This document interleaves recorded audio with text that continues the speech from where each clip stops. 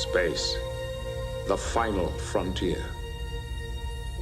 These are the voyages of the Starship Enterprise. Its continuing mission to explore strange new worlds, to seek out new life and new civilizations, to boldly go where no one has gone before. Welcome back to TrekChatz, the podcast where we timidly go to where you are so we can talk to you about Star Trek, if that's okay. Maybe. Please. I'm one of your two hosts. Trek ranks. I'm an ensign. Didn't we do this bit before where it's like our ranks are too low? I'm the admiral of the entire Starfleet, Magellan. And yeah. What's your Admiral, thing? Who is the Admiral of Starfleet canonically? Is there an Oh, don't look that up. Don't Google that. It's a big spoiler. I just did for myself. Oops. Okay, got it. I'm Commander Allen, and we're TrekChatz, a Star Trek First Watch podcast. Yes, indeed. If you are listening to us on the TrekChatz feed, we are associated with Chats, a television podcast where we've watched many sci-fi television shows such as Farscape or Babylon 5 or, things like that. And so we're coming to TrekChatz with that kind of experience, but very minimal Star Trek experience. And we also have a Patreon, patreon.com/chatspod, where we've piloted a few Star Trek series, which will be relevant in our discussion of the last episode of what we're talking about today, which is TNG Season 3, which we're going to talk about right now. So, Alan, we just, over the course of the last 3 months, and by that I mean over the course of the last, 2 weeks, watched Star Trek The Next Generation Season 3. What are your immediate... Well, how are you? I mean, a lot has been going on in your life, too. It's true. So this is going to obviously inform part of our discussion, but we mentioned last episode how, this season we're really going to try to watch these and spread them out. And I did not anticipate moving and traveling for a week back to back in that last month. Mm-hmm. And the first 2 months we're planning for moving and traveling. So I was also tragically forced to watch these in like the span of 2 weeks, which definitely colored my opinion of some episodes and just like my overall feeling about the season. And so I make no claim to objectivity, nor do I ever do that. But like, I don't know, that was a factor. But at the same time, it was really, really comforting to just like have Star Trek to watch between so much change in my life and so many like things happening, because it's like the most watchable show ever, right? I've had roommates, friends, and family over while getting the move set together. And like when Star Trek is on, people can just watch it and be like, yep, I know what's happening and I understand why this is good. And it's just like, it's always there. It's been a kind of creature comfort for me in the past couple months. So I've really enjoyed it for that reason. Yeah. What about you? Yeah, I was in a similar boat. I was on a school trip internationally for about 10 days in August. And then the school year started, and I just recently am coming back from this overnight retreat that I had a big role in planning. And so it's been like super busy for me. And I've been cramming Star Trek into the nooks of that time, which has been a challenging thing to do. My girlfriend, Amanda, was gracious enough. We've been meal prepping together every Sunday. And so last Sunday, when we were meal prepping, we watched like 6-7 episodes of Star Trek in a row. Whoa, nice. Big thanks to her for putting up with that. Because it was a chunk of the season that wasn't the best chunk, I would say. But her review was like, yeah, it's fine. It's nice to have in the background. I don't hate it. It's like, okay, awesome. That's a win for Star Trek TNG. But I agree that it just felt, even the episodes that weren't so great, it's like, this is just nice to have on and to know where I can tune in and be like, whoa, this is kind of new and interesting, and where I can tune out and be like, oh, Riker flirting again, you silly guy. and that was definitely a comfort for me as well. Yeah, we've absolutely reached the point in the series where the quality is consistent enough that I'm not watching it to be like, oh, what disaster of an episode premise are they going to do now? Right. But it's not so stupendously amazing that I'm like, I must be focused in on every line, which is like a really nice medium, because we've talked about how the show has improved over time. And I think most fans have said that season 3 is where the show found its footing. How do you feel so far about having now finished season 3, about how it like compares to seasons 1 and 2? I think there's a few things that make it different, to the extent that I understand why people say it hits its stride here in season 3. I think that's true. I mean, some of the best episodes that we've seen are still in seasons 1 and 2, but overall there are certain things that season 3 does that I think set it apart. First off, there's a lot more attention paid to like ongoing continuity, in my opinion anyway. There are tons of references throughout this season to the conflict with the Romulans, which I feel like was a non-entity in season 1, because season 1 ends with the Romulans being like, hey, we're the Romulans. And then, or is that season 2? One of them. And season 2, it's like kind of on the periphery, but season 3, it's like, look, the Romulans are around. We're talking about them a lot. We're running into them a couple times and having some like kind of demilitarized zone issues with them. And so those things felt more important. There are a few episodes where characters will reference something that happened like 2 or 3 episodes ago, which felt like it was making the show more cohesive. And then, there were a lot of episodes that were still sort of standard, like, okay, I feel like I've seen this exact plot before in a TNG season, but there weren't any ones that were like, whoa, that was a huge stinker. And then there were quite a few that I think were pretty interesting and novel, and making moves to like kind of deconstruct Star Trek a little bit more. Right. So I came out of season 3 thinking like, okay, I'm not like, oh my God, blown away. This show did stuff I didn't expect it to, but I feel like we saw a handful of episodes that kind of raised the bar in my mind of what TNG is capable of doing and what it's going to be doing for seasons going forward. So I really liked it for those reasons. I think my baseline review is the worst episodes of season 3 are better than the worst episodes of seasons 1 or 2. Yes. If anything, the only problems with season 3 episodes are that, like I said earlier, they run out of archetypes sometimes, and they start to do the same archetypes over and over again. I'm referring to specifically to there's a tweet that's like, every once in a while TNG will be like, on this episode, Riker is indeterminably horny and it almost causes a catastrophe. And like, there are at least 3 of those that I can think of. Another classic archetype is a man comes onto the ship and has a romantic involvement with Deanna Troi, and he has a special ability, and we need to learn to empathize with him, or else he's going to destroy everything. Right. Or there's a piece of alien technology that we feel obligated to take care of or protect or destroy or locate, and we, talk about the responsibilities of Starfleet in our adventure to do that. I would say those like cover many of the episodes of this season. Yeah, there were definitely quite a few episodes where, when I was cooking with Amanda, like one of those Deanna Troi episodes came on, or maybe 2 of them even. Yeah. And the first one I was like, okay, so this happens a lot, where there's like a guy that comes on the ship and it's a thing. And then it happened again a couple episodes later, and Amanda's like, oh, it's happening again. Already in a span of a few episodes, we'd seen the pattern reiterate itself.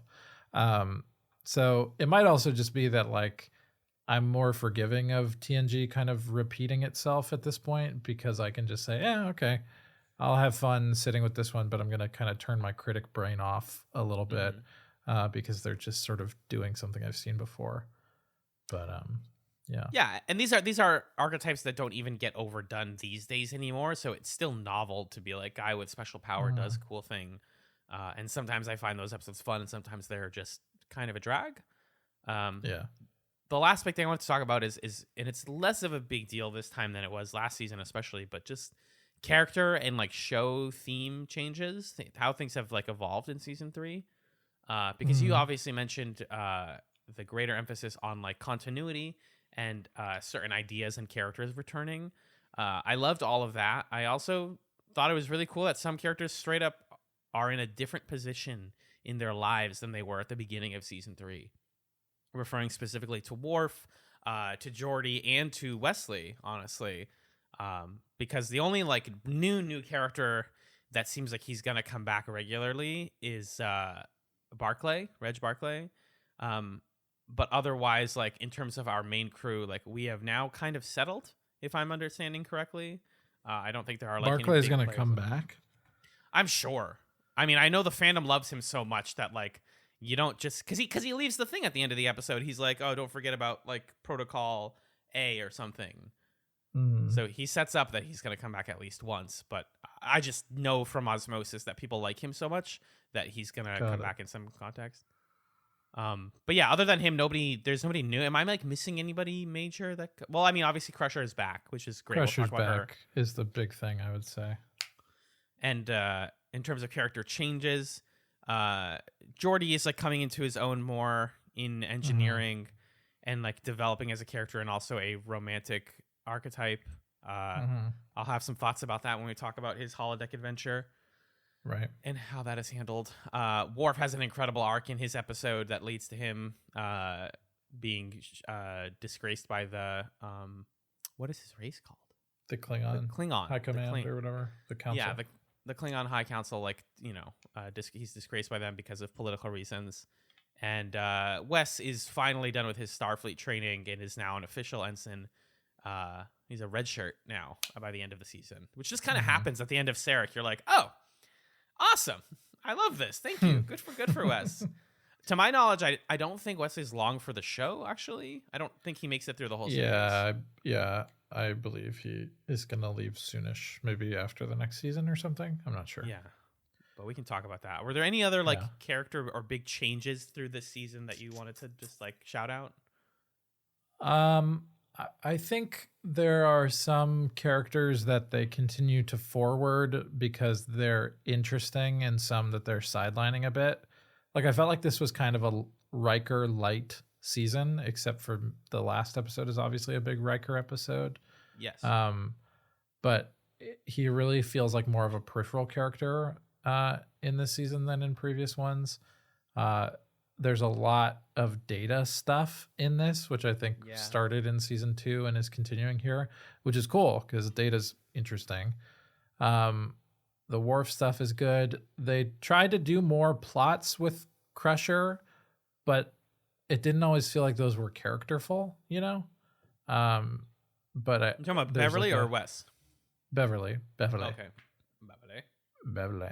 And then some interesting Picard-centric episodes that I think, you know, are hit or miss because they vary in like tonal nature from one another.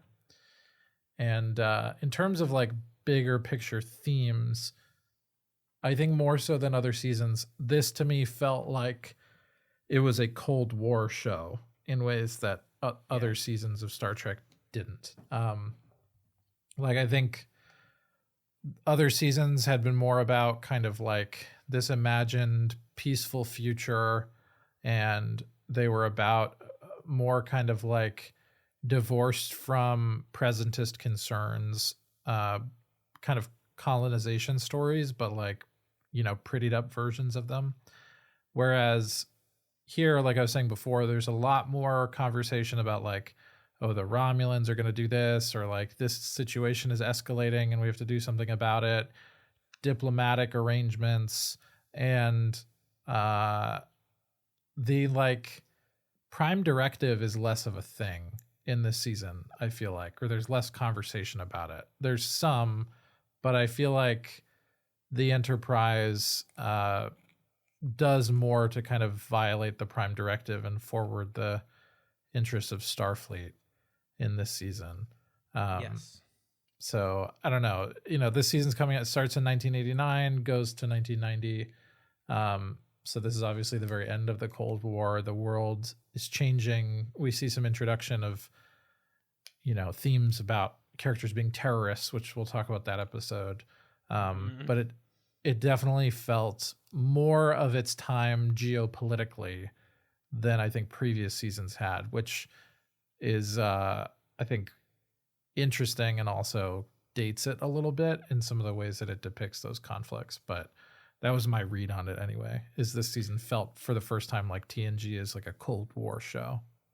I absolutely agree. It's interesting because it's also becoming a 90s show. You can sort of like feel it Right. evolving into concerns of people in the 1990s. I think that the Cold War stuff is also a result of the introduction of Ronald D. Moore as one of the lead writers on the series. Because Moore, who would go on to do Battlestar, the reboot of Battlestar Galactica, is like deeply, deeply concerned with military conflict and how different conflicts can bubble over into like active war. And so like the setup of all that stuff is shown most evidently in the episodes that he wrote this season. So I think that's where it comes from, because we don't do a ton of like research on the production of the show. We're trying to just like watch the show as a show. But to my knowledge, at this point, they're getting further and further from Roddenberry, and like we have a TNG writing team now, so it feels way more consistent. Which is my biggest point about season 3 is they finally found consistency instead of this feeling of like, oh my god, that one was terrible. Okay, the next one's amazing, but oh my gosh, it's like no, there's never a point in season 3 where I was like, I actively disliked an episode. So I imagine our tier list will skew a little bit higher. But we'll see. Something that's kind of interesting. On the Memory Alpha page for season 3, the first sentence of the summary is, season 3 is marked by a string of abductions, with 6 people being kidnapped and Captain Picard being abducted no less than 3 times. Captain Picard is abducted by aliens, takes a vacation, which eventually gets him caught up in a search for a weapon from the future. Mind melds with Sarek, is mistaken for a god by a primitive culture, kidnapped again. This season also features a loose story arc involving political tension between the Federation and the Romulan Star Empire, and the latter's attempts to destabilize the Federation Klingon alliance, which is definitely a part of what's going on as well. And then the Borg stuff too. It was interesting to see, we'll get here. By the way, Jonathan Frakes makes his directorial debut in this season. True, great episode. With the episode The Offspring. Yep. We'll talk about it. But it's interesting having seen, because just in case people didn't know this, we've seen The Best of Both Worlds, parts 1 and 2.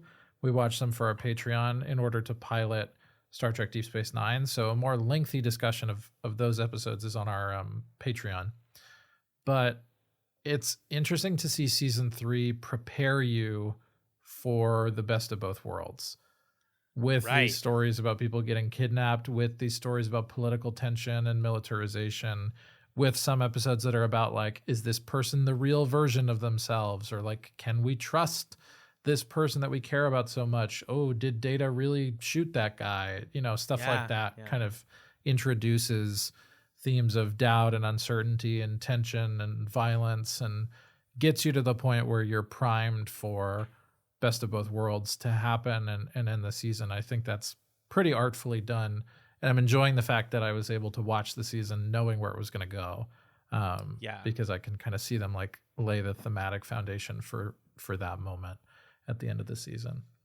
Yeah, an honest to goodness season long arc, and to that point, like so many of these characters in season 3 are like doing big things and making big choices, like that moment of Data in The Most Toys, where you're like, oh, Data was gonna do something. Like that's, we're talking about how like Data is more prominent in this season, and they've kind of like refined what he's about.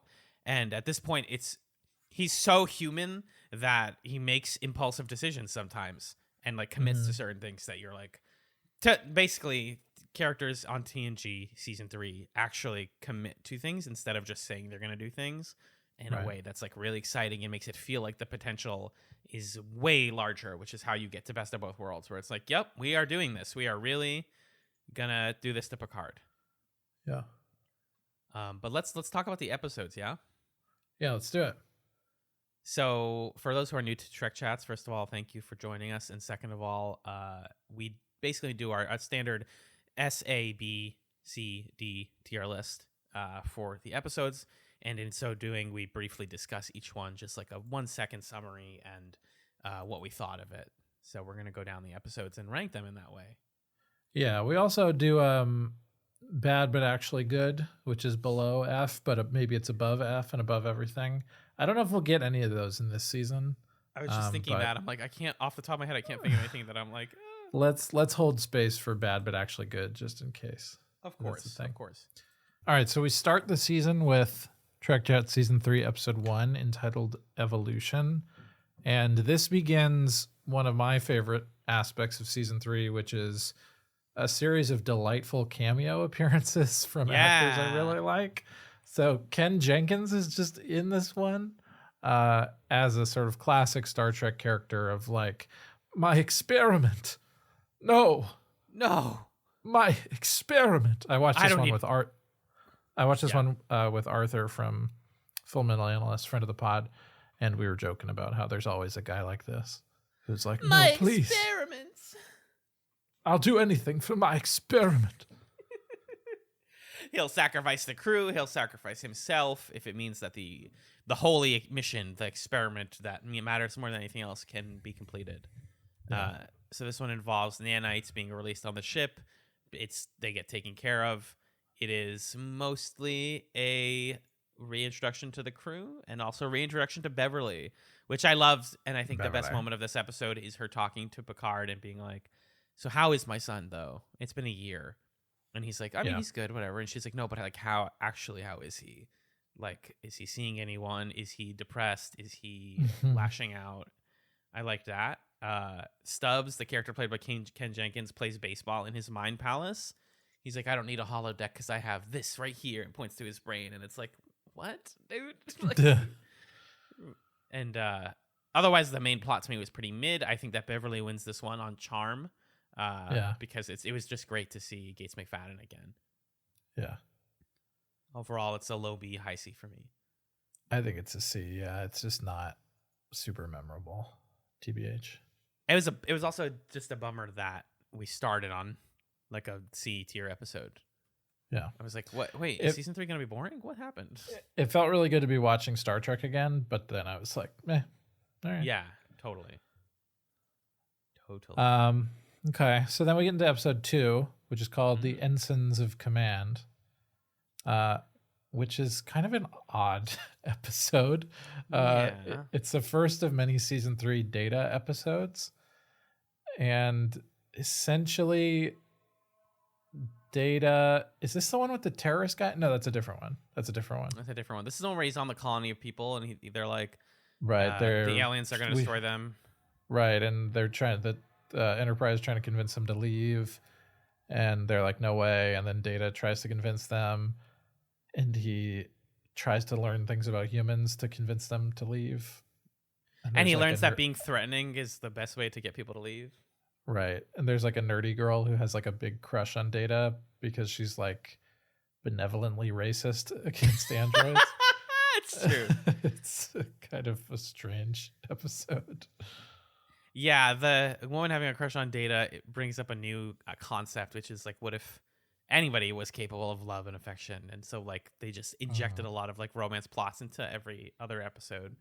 I thought she was charming, but I agree that when you say benevolently racist, it's like, oh, your androids are better than us, and that's why you're sexy, is because you're so much better than humans. Oh my god, I love androids. I would love to be with one. And he just is a king and has no interest in that. He's like, I get it. I understand that love is happening at me, and you're not doing anything for me, pal. Sorry. Right. He gives her a little kiss just to be nice. He says, it seemed like you needed it. And she's like, oh, Data. Oh, you. She's practically professing her love to him, and then he's like, I simply don't feel these emotions. It's not your fault. You seem cool, but yeah, you don't got those settings. Yeah, I thought that the resolution, though, of him like, I'm going to shoot you guys and you can't stop me, and I'm on the stun setting right now, but I could turn that off. And they're like, okay, I guess if you can do that, then the bad guys can do that. They could kill us whenever they want to. So we're going to leave. Is like weird.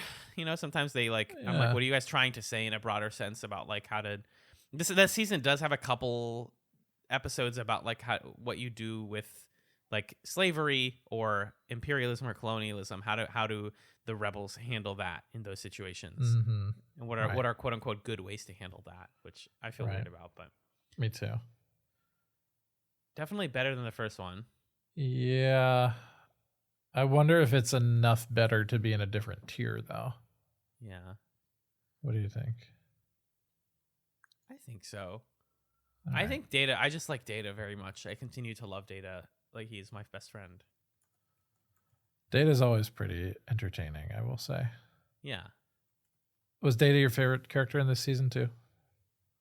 I actually ended up really liking Geordi in this season, actually. Yeah. Yeah. I've This wanted was to a like good him for a season while. Geordi. I've wanted to like him for a while, and now to finally get like episodes about him, I was like, thank you, fucking finally. Let's go. Yeah. guys. I felt like LeVar Burton was finally like the most comfortable I've seen him in the character. Which was Agreed. cool. There are parts, I noticed this about his delivery. There are parts where, like, you know how most TNG episodes start with like things going fine, like it's just business as usual. Yeah. Where someone will tell him to do something and he'll be like, yes, Captain. And you get the sense that he's like not bored of his job, but he's just like, he's the only one who treats it like it's a day job. And I love that about Geordi. Right. That's pretty funny. Good performance for sure. Yeah. Want me to introduce the next one? Yeah. Oh, this one. Yeah. So this is pay super close attention to this one. But it's bizarre. It's very bizarre. Weird episode. Season 3, episode 3, The Survivors, which is about to people who seem like the only remaining survivors on a devastated planet, and the crew of the Enterprise are trying to figure out, like, hey, is this planet useful? Why are there like live people? Why are there life signs on it? But are there, or are these like manifestations of grief? And I forget who is actually not alive. I forget if it's the guy who's the alien, and he's there because I think it's the guy who's the alien, and the woman is like a projection or something. Or I don't remember. Let me double check. There's the whole thing. Also, the B plot is that Deanna Troi has music playing through her mind really loudly because of one of the aliens doing that. Mm-hmm. Kevin is a dowd and immortal being with vast powers. He met his human wife many years before and decided to live as a human with her. The alien raiders, who he knew as a being of hideous intelligence, and he was a pacifist, so he didn't want to hurt them. He used his powers to trick them, make them think that they're all dead, fighting what seems like a hopeless battle. Out of regret, he annihilated their race with a single thought, and he felt so bad about it that he recreated the woman in their house and sentenced himself to exile. So, kind of, yeah, it's a lot of, but it's a very talky episode. It's a classic TNG, right. The stuff they're talking about sounds fascinating, but the stuff they're doing is just like talking to old people. Right. Yeah. It doesn't really work as like a TV episode. It sounds like a cool sci-fi story, but it doesn't really translate to television super well. Yeah. I barely have any notes on this one. I wrote a classic mystery episode. I was worried when they used the term genocide that they were going to do some sort of Holocaust thing here. But I liked the ending of like, sometimes you have to let an alien fuck his hologram girlfriend and you just don't get involved. Jesus Christ. Sorry. Just like let him be there. No, it's no problem with letting a guy do that, I guess. He did do it. He did do a genocide. My last note was, so the old people turned out to be a bad alien who felt guilty or something, I guess. Took a 3-hour nap in the middle of this one. My God. My Lord Almighty. Good thing you took your naps early in the season. Yeah. Because once things started cooking later, I think this is C. Yeah, I agree.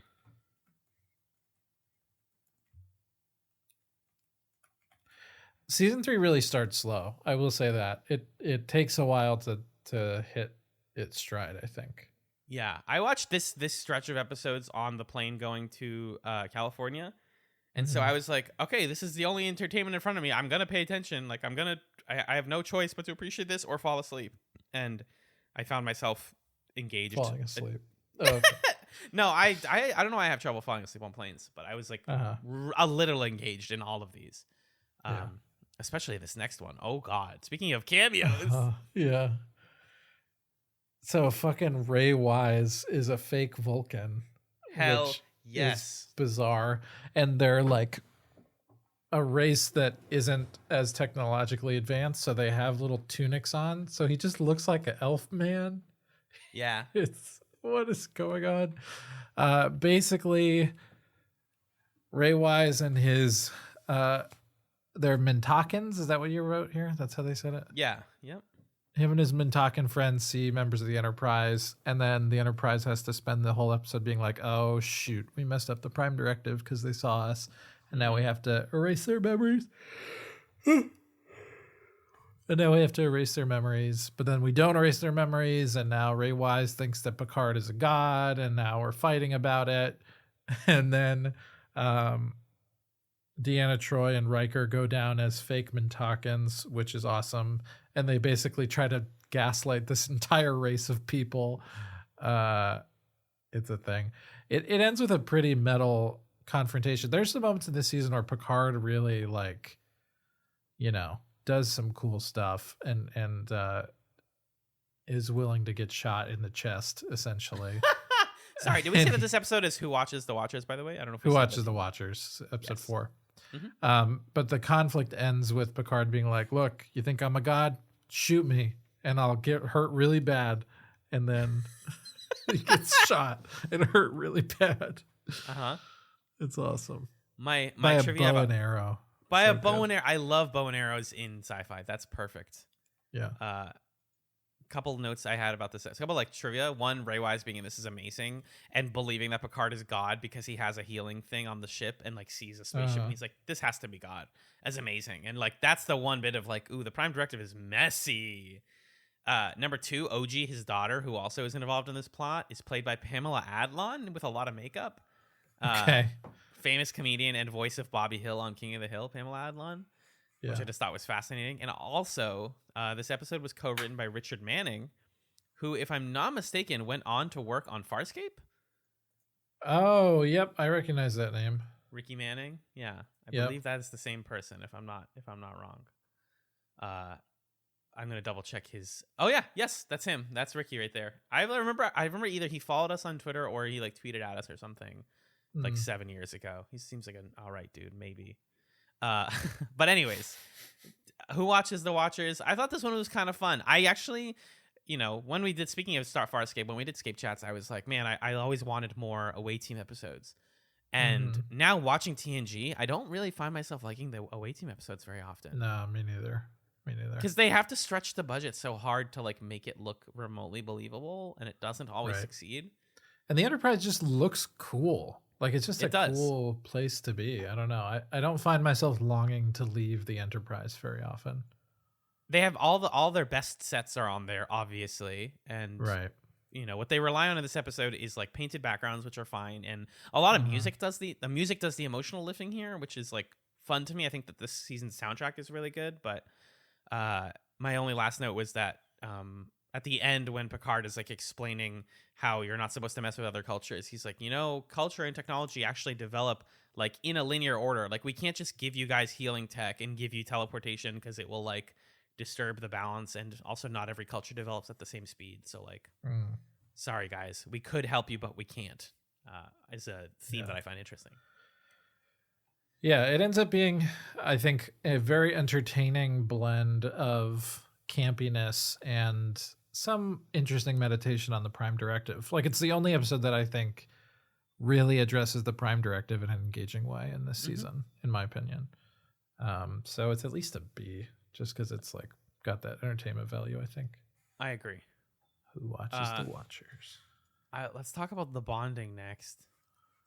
So I was like, is TNG gonna get dark this season? I really like this episode. It sounds like you didn't. This is the first one that I thought was actually really good.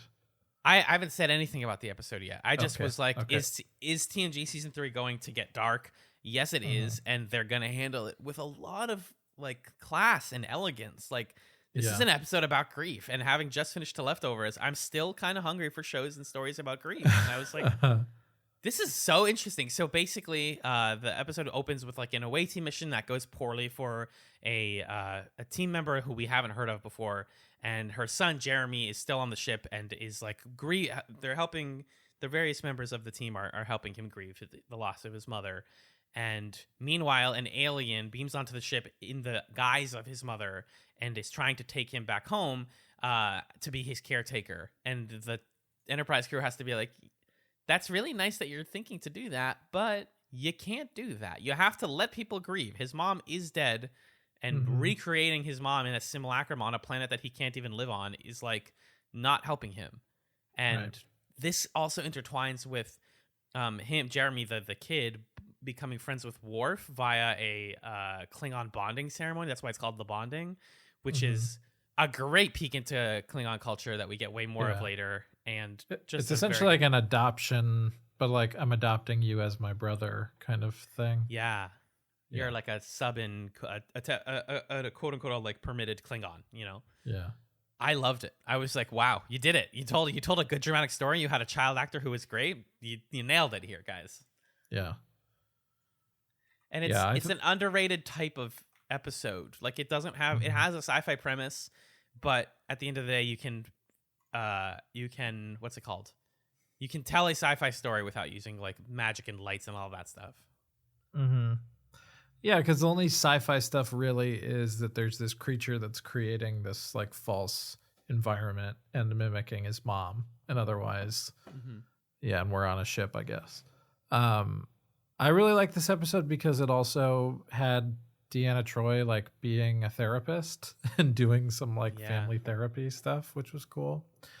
And the whole sequence where Wesley yells at Picard to show the boy that it's like okay to be mad at the person who was responsible for your parent dying, and you can like let that out and not let it embitter you. I thought that was all really beautiful. So I really liked it. Writing debut of Ronald D. Moore on the show, by the way. True. His first one.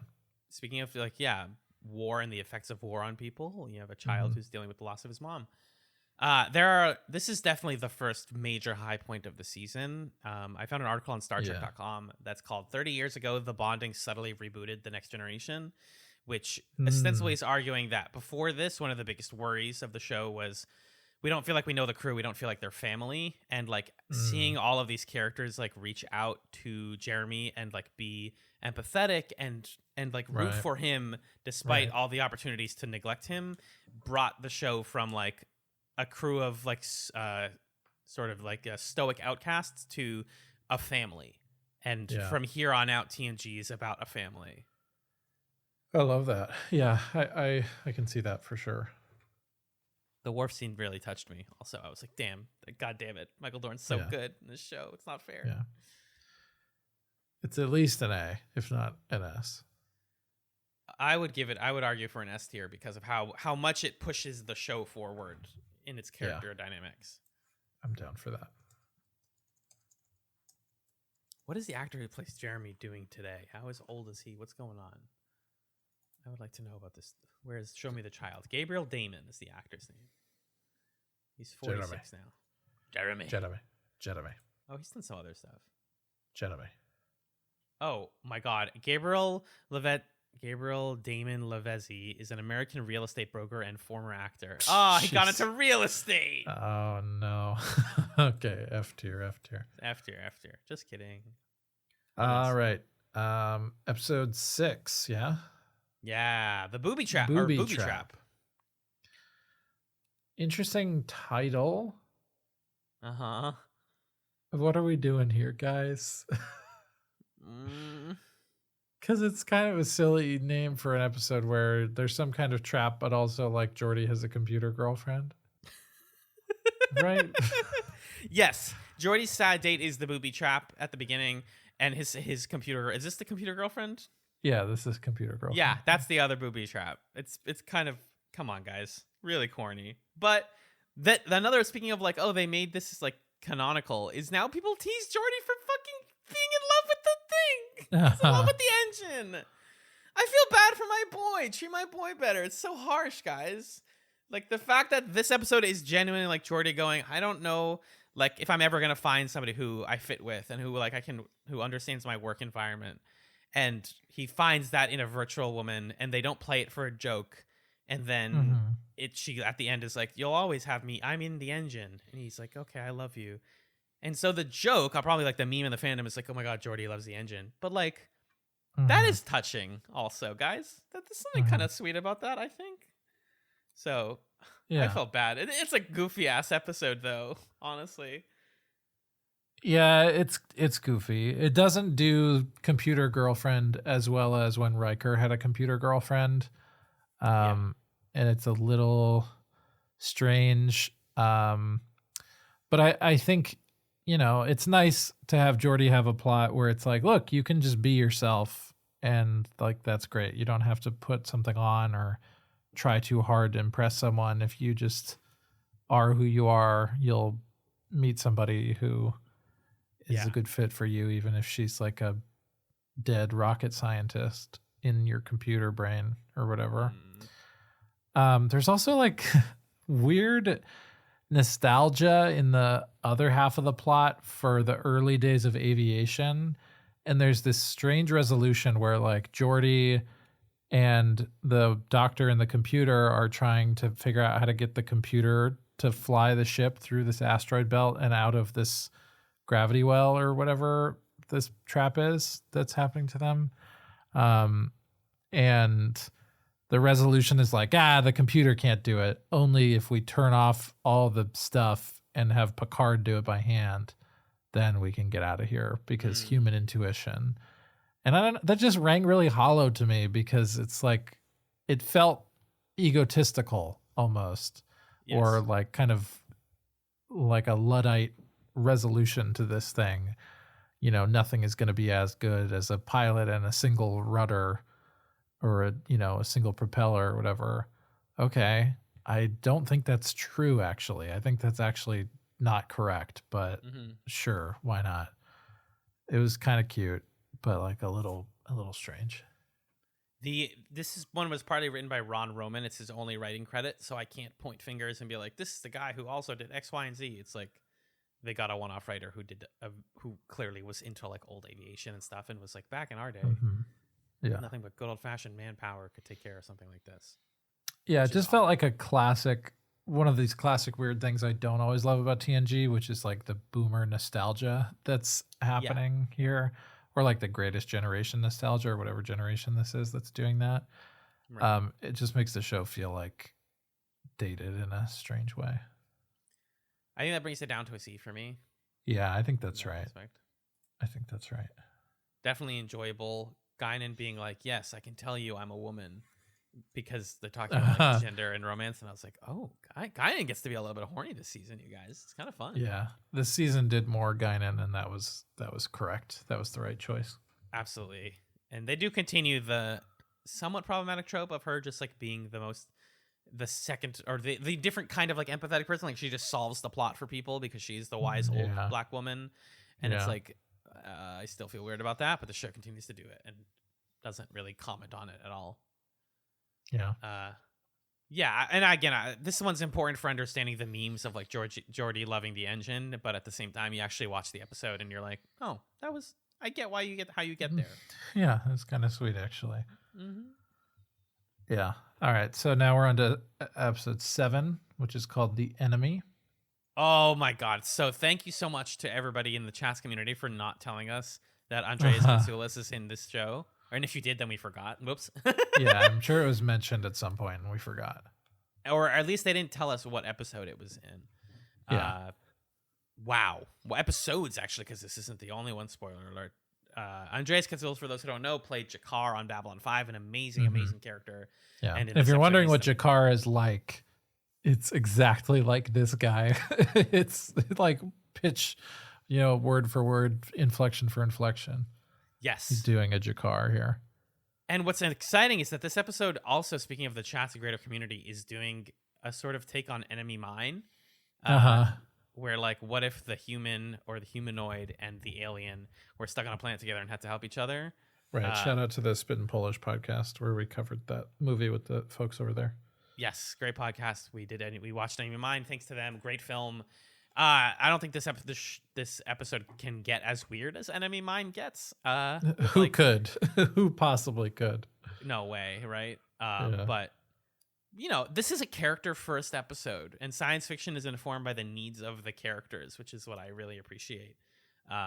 My one qualm was that the sort of implication is after these guys get off the planet, because Geordi, loses his sight, and the other guy doesn't know how to fix the ship is that like, oh, maybe the Romulans and us could get along if we were just nice to each other, which is like a very like liberal 1980s way of wrapping up a plot like this. Right. Like it's just a couple of bad eggs that are making war happen, but if we were really helpful to each other, then there would be no war. And it's like, well, there's more to it than that.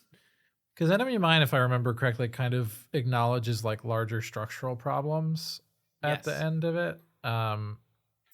Whereas this, it's like, shucks. Well, it's a good thing we got along. Because we see Andreas Katsoulis as this same Romulan guy episodes later, once again in conflict with the Enterprise. And so it's like, okay, I guess that didn't work out so great. Exactly. Oh, well. So yeah, it was kind of a fun episode for us, but because of those connections, but it doesn't really like do much for the show. I think it's a high B. You want to know one other fun Chatz connection? Oh yeah, what do you got? One of the writers on this episode. This is David his Kemper. second of 2 writing credits on TNG is David Kemper of Farscape fame. Oh my God, is season 3 where the Farscape writing team cut their teeth? That's fantastic. I guess so. He's got no more TNG episodes though. So. Oh. You said there B is something. For the enemy? Yes, B is in basic. There is something about like Farscape is also about empathy and like learning to work with other groups of people, as is most sci-fi. But in the Farscape definitely does this sort of thing way better, where it's like I'm stuck with my adversary and we're gonna understand each other. Like Farscape does that super, super well with John Crichton and Scorpius down the line. So just watch Farscape. Just watch Farscape. Yeah. You just gotta watch it. Sorry, guys, you really do. Before you do that, though, let's talk more about episodes. We got The Price up next. The Price is Right as we get to 308. This one. So this is the one where we were watching while we were meal prepping, and I was like, hey, look, sometimes it happens where Deanna Troi gets a crush on like a new guy. Next scene, the guy is like pulling her hair back in her office and forcibly kissing her, and it's like, what the hell is happening? This is really uncomfortable. So is this the negotiator who like has empathy powers or something, or no? Is that something else? Yeah, he's like a betazoid or part betazoid or something. He's got empathy powers, and he, it's tough. My opinion on this episode is complicated because I think where it gets to with him and Deanna Troi is interesting. This idea of like, there's this guy who understands this part of myself that nobody else does, this empathy powers thing. And I think he's so great. I feel this connection to him. And I then feel like I can't trust him because he uses his powers more selfishly than I do. And I'm not sure quite what to do about that. Like on paper, it's great. And I think it's an interesting Deanna Troi episode. Probably one of the more interesting, like, I have a crush on a random guy ones. Yes. But the way that they direct, or this guy chooses to act like I'm seducing you, is super uncomfortable and bad. 3 notes I have on this episode. Like it. Yeah. Agreed. The Ferengi B plot is fine. I think that they got better at writing the Ferengi this season. Not much better, but a little bit better. They're less racist now. They're kind of just like annoying joke characters. There is an infamous scene in this episode where Crusher and Deanna do yoga, which is another one that was spoiled for me. And oh my God, why did they film this scene? I mean, I know why, but like, I don't know. This is illegally horny. They're in spandex and they're doing like expositional dialogue while in like spandex doing fake yoga stretches. It's fucking sucks, dude. Like, come on. Let these actresses just like be themselves, please. Just let them look normal. Don't do this. It's really funny, but also come on, guys. I know what you're doing. There's that. And that was just weird. And I think that ultimately, the Troi stuff brings this episode down a lot for me. And also, there's even a joke about like, this is where they introduced the running gag that Troi loves chocolate ice cream, which is a like very like gendered thing to be like, what makes Troi happier than anything else? Oh, well, she loves ice cream. And it gets a fine character detail as someone who also loves ice cream myself, but like just like weird. And I kind of enjoyed like the Enterprise as a place where like economic dealings happen. Like we have to get all these different factions on here to basically bid on a wormhole. It's kind of cool, that was fun. I like negotiations where you can have kind of like joke negotiators who are just there for a point of view that would be like not that good if they were the only characters there, but when you have like 4 different people at the table, you can have, you know, some people being goofy in their own way. That's always fun. I don't like the Ferengi ever. Yeah. Can I say that? You can say that. I feel like they're never like I'm never anti-Semitism is happening, and they're also not interesting or funny or scary or anything. I think the actors playing them are having fun and can like bring some interesting aspects to them, but like it's mostly like there's an episode later where the entirety it's basically subbing in a traditional 1940s action serial plot, and instead of a like funny Middle Eastern guy, they put a funny Ferengi guy in there, and it's like, guys, is this just becoming your stand-in for like the comedic foreigner? Like, what's going on? Right. I don't feel equipped to talk much more about that because I'm not like well versed in like why and how they wrote the Ferengi. From what I've heard recently, actually, there are like other later Star Trek races that are more clearly analogous to like Jewish stereotypes, but and are handled very differently. But I don't know. I don't know what they're going for with the Ferengi. I just feel like I see them and I go, yep, they're gonna do something annoying and they're gonna lie to everyone and they're gonna be horny. Okay, moving on, please. It's whatever. But it sounds like that brought this down for you. So where does it feel in your heart of hearts that we should rank the price? I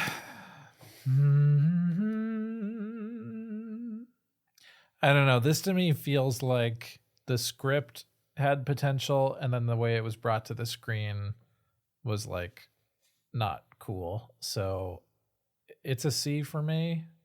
I don't think it's a D tier episode because I think actually where the Troi and this guy stuff goes, there's something worthwhile there for like Troy's development and for her to stake a claim about like what her philosophy is about empathy powers and like when and how and why she uses them. But I think the execution of the episode overall is pretty bad and lame. So C for me. I'll give you that for sure. We can blast through a couple of these faster now because I really want to get to Yesterday's Enterprise, obviously. The Vengeance Factor. This is a classic what if Riker was dangerously horny episode. Very simple.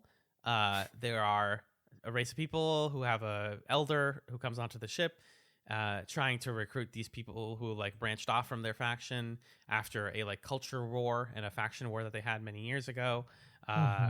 The diplomat's assistant turns out to be the last surviving member of the enemy faction, and so she's trying to assassinate them and end this culture war.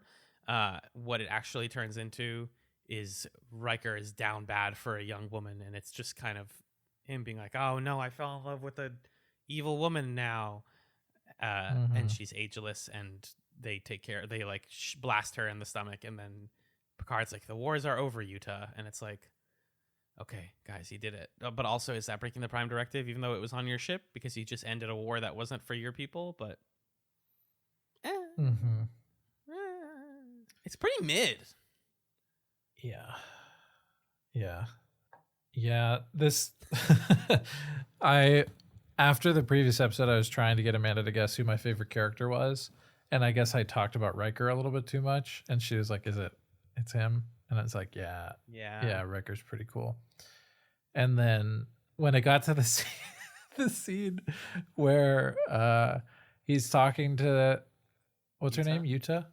Yeah. And she's like, oh, I'll serve you or whatever, and he's like, no, I prefer equals in love. Like I want us to both be doing stuff to each other.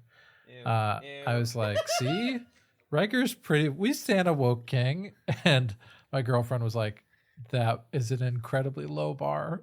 Like, dead and true. My favorite line in this whole episode is when I don't remember what the food is. I called it spoo in my notes. But she's like, I can make spoo. And he goes, spoo a la Yuna. He's like so proud that he came up with that term. It's like, Riker, you didn't say anything there, dude.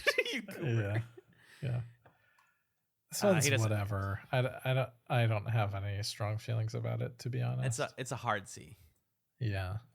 Right down the center. Yeah. As we approach the halfway point of the season. Yeah, so it's at this point that I'm like, season 3? Like, this is the one that everybody was talking about? Mm-hmm. I'm really, really waiting for like a great episode. And then this one's pretty good. It doesn't quite get me there, but it's the best one in a little while. And wouldn't you know it? You know who wrote this one? The Defector, episode 10? Ronald D. Moore. Ronald D. Moore, of course. The freaking savior of Star Trek TNG season 3.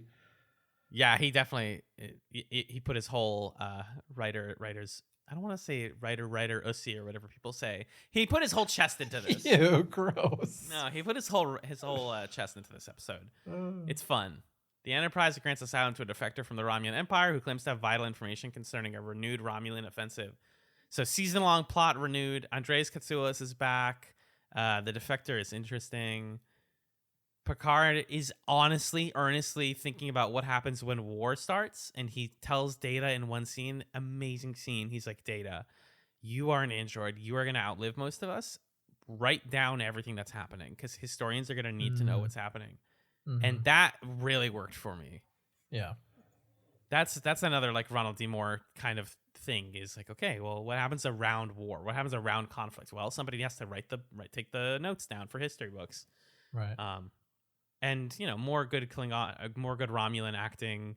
I like the idea of a defector and why he wants to defect. It's a very talky episode, but for me, it's a high B or a low A. Yeah, this feels like an A to me. I think it's a really cool plot to have this Romulan defector.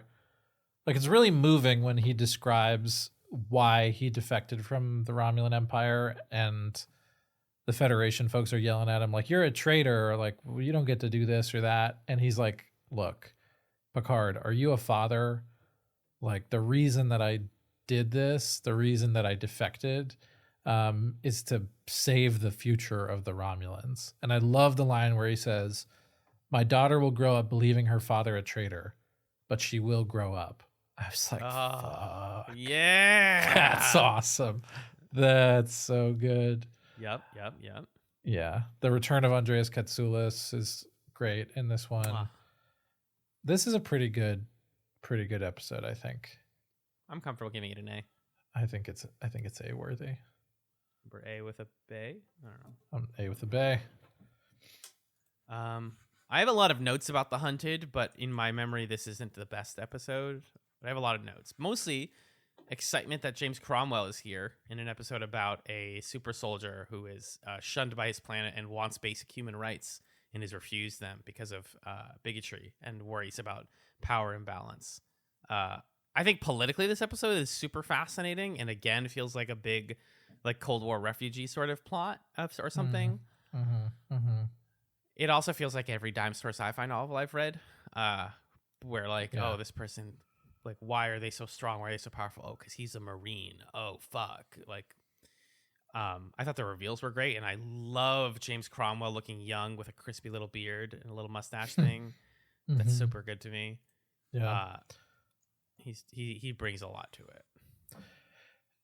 Yeah, I mean, what I'll say is that Crusade did the Super Soldier episode better decades later, but I hate you. This one's fine. The confrontation at the end with the super soldiers and the prime minister is fantastic. And then Picard is like, what are we going to do? And he's like, guys, we have this thing called the Prime Directive. We actually don't have to figure this out for you. You guys can do whatever you want. Yeah. And like, they've never done that. They've never honestly just been like, it's actually not our problem. We did our part of the mission. They've done it before where they'll use the Prime Directive at the right moment to do what they want and like give a middle finger to the other side. But this was an especially aggressive one that I thought was fun. To use the Prime Directive to just leave though Yeah. Like, well, we're not picking for you guys what to do here, but we've laid out all the evidence that these guys deserve rights. Jeff McCarthy, this is my trivia about the episode. Jeff McCarthy here is the one playing Roga Danar, the defector. He's got one of those faces that you're like, who is this guy? And I looked him up. He's a pretty standard TV actor. He's got a lot of roles. You might know his voice as the voice of Michigan J. Frog from the WB and Looney Tunes. Oh, okay. Yeah, pretty weird. Can I say something from the Memory Alpha trivia here? Yeah, what do you got? This episode was an allegory to U.S. veterans of the Vietnam War integrating back into American society. That's why it feels like the Forever War. That actually totally tracks. Yeah. Yep.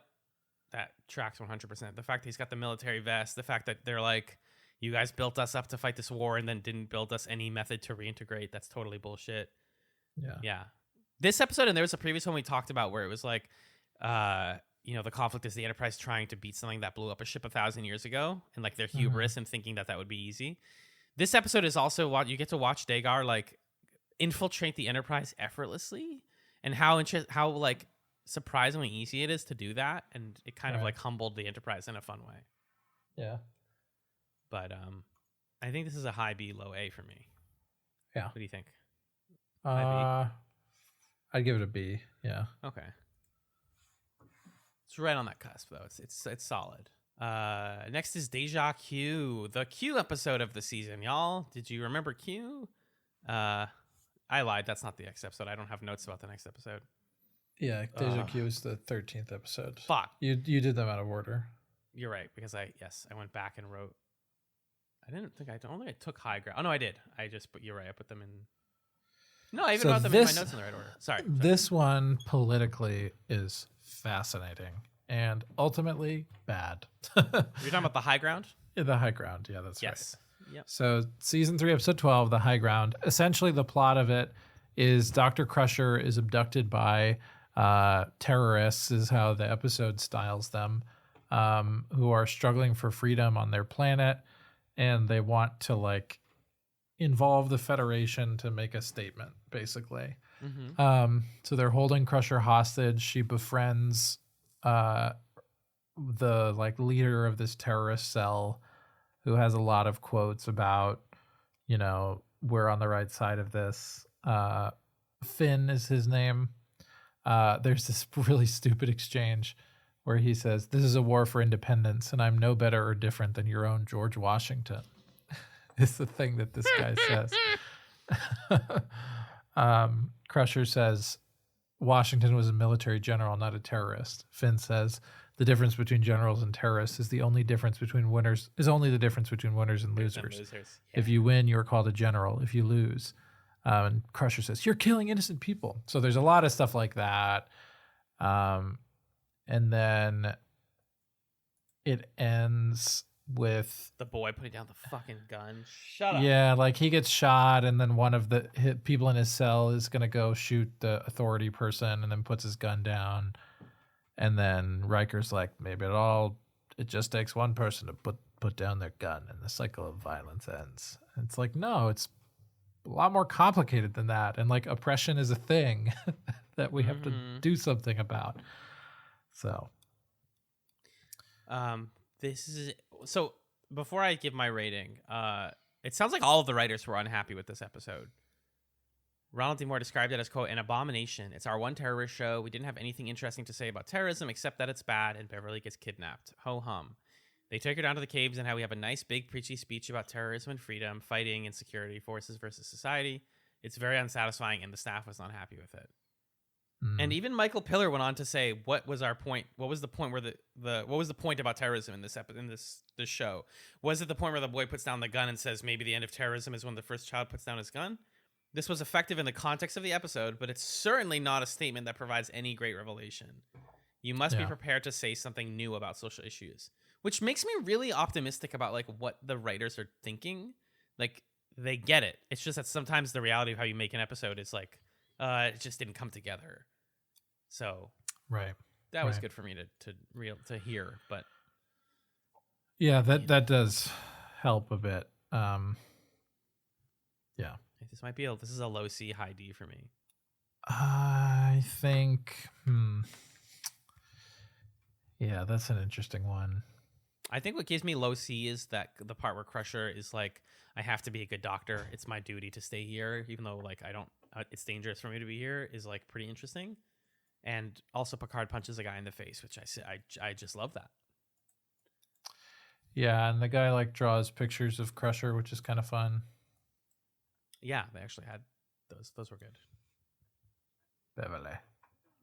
Let's give it a low C. Okay. No D or F episodes in the season so far. Yet. Is it time to talk about the Q episode? Yeah, let's talk about the Q episode. I didn't hate it. Yeah. Didn't he already get ejected from the Q continuum? If he did, then they didn't know about it yet. Like the crew didn't know. Okay. That's what I think happened. What was the last Q episode? That was the one where he showed them the Borg? Yes. Okay. That was the last one. Got it. I wrote in my notes, I can't remember if I like or dislike Q episodes. I feel like I waffle on that every time. They're fine.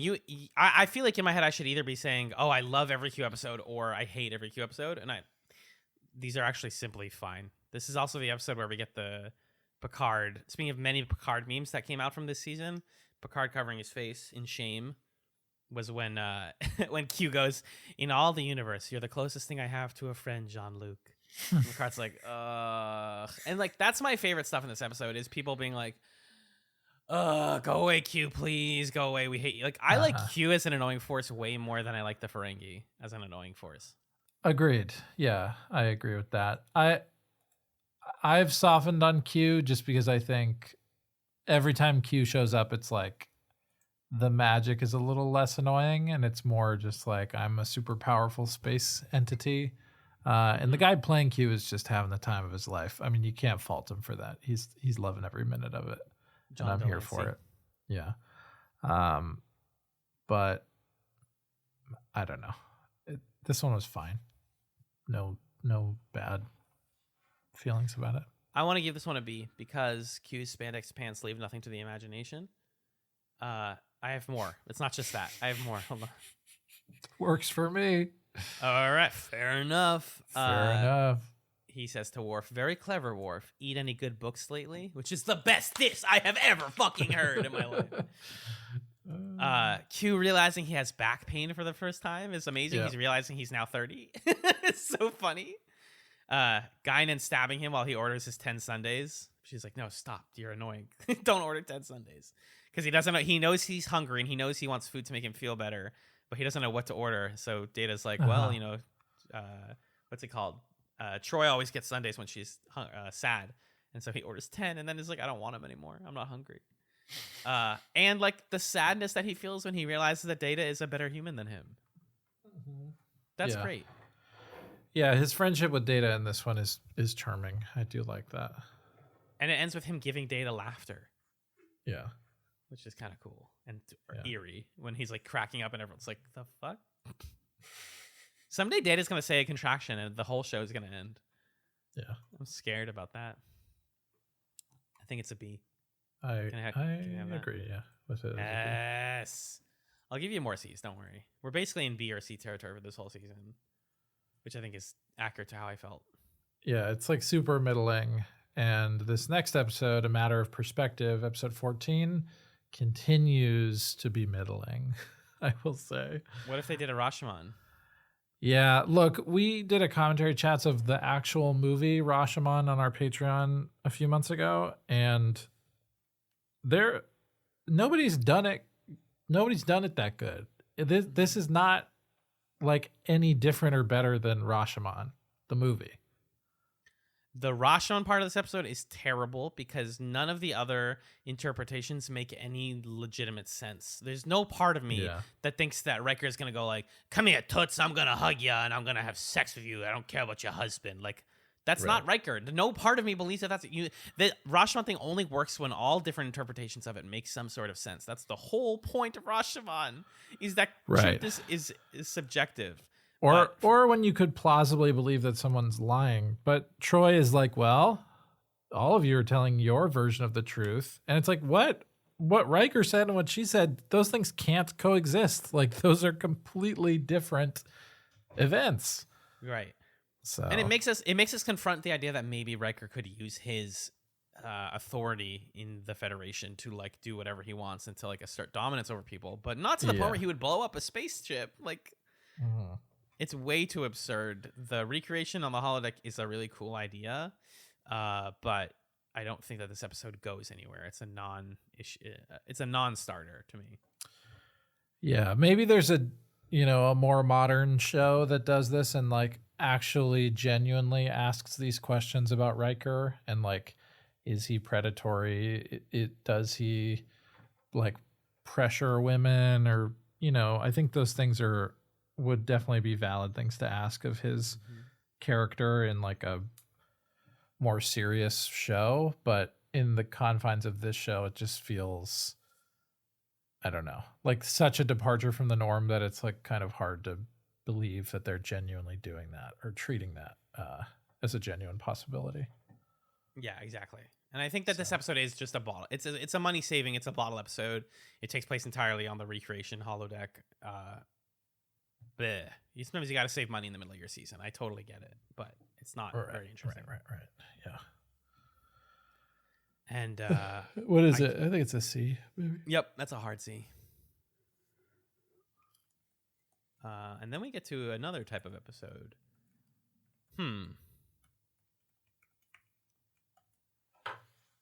So Magellan. Yeah. Can you play my captain's log for this next episode? I certainly can. Captain's log, October 6th, 2022. I'm here talking about yesterday's Enterprise, a well-regarded episode, and for good reason. Who would have thought that Tasha Yar would come back in such an exciting and engaging way? Most particularly, I want to focus on the mystery behind this one, and also just the fact that you think it's about one thing and it's also about two things at once.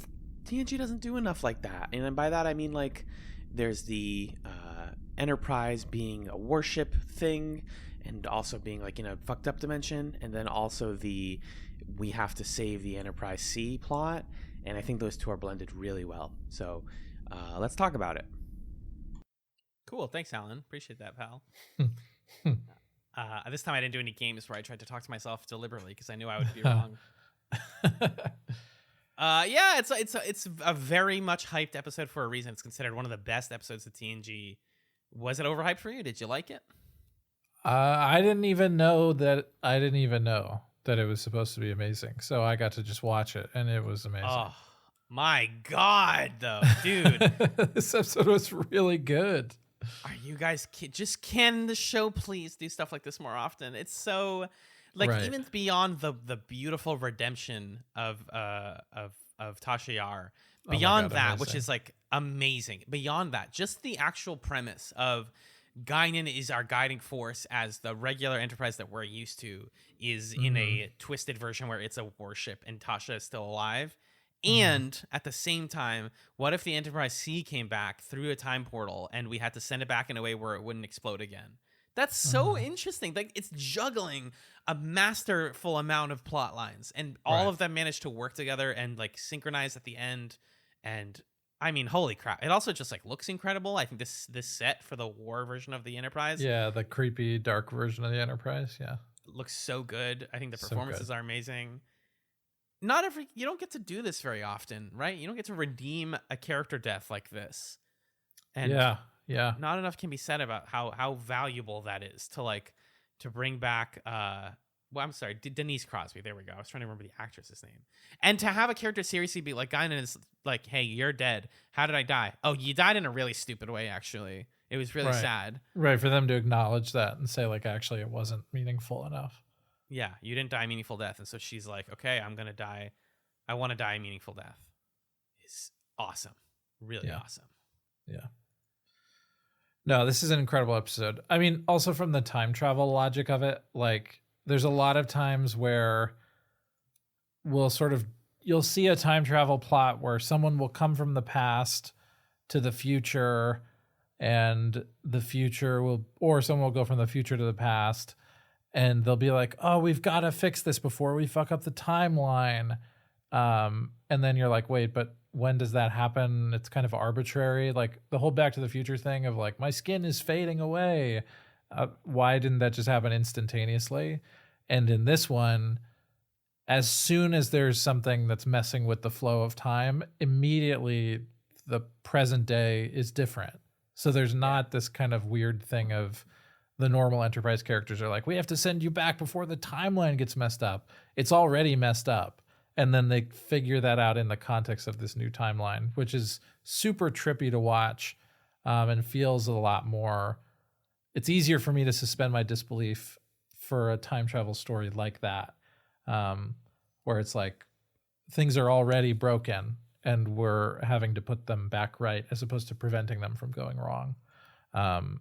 And, you know, so amazing that like Tasha Yar is symbolic of what we are sacrificing in order to set things right, basically, which makes it feel, not only is it redemptive for Tasha Yar's character, but it also makes it feel a lot more vital for us, because if she wasn't there, it'd be easy enough to say like, yeah, you know, send it back. It's cool. Right.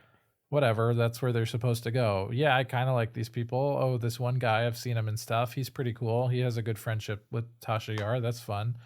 But for you to know setting things back means that she has to die again in order to be in like the better timeline is really, really sad and affecting, I think. And I think the other thing that this episode does brilliantly is it starts with Worf, and it starts with Guinan talking to Worf and being like, hey man, like you could date a human girl. Some of them could take it. Worf's like, I don't know. I'm not so sure. And you think it's going to be like a fun episode where Worf gets to date people or whatever. Yeah. But instead, when you're flung into the alternate timeline and Worf isn't there on the Enterprise because the Federation is at war with the Klingons and they're losing, you also understand like it's not just a fun thing that Worf is here on the Enterprise. Like he's here on the Enterprise because his people got badly attacked by the Romulans, and the Klingons are like allied against the Romulans with the Federation. And that was a tenuous like tipping point in history. Worf's presence here is the result of a lot of death and like destabilization of his society.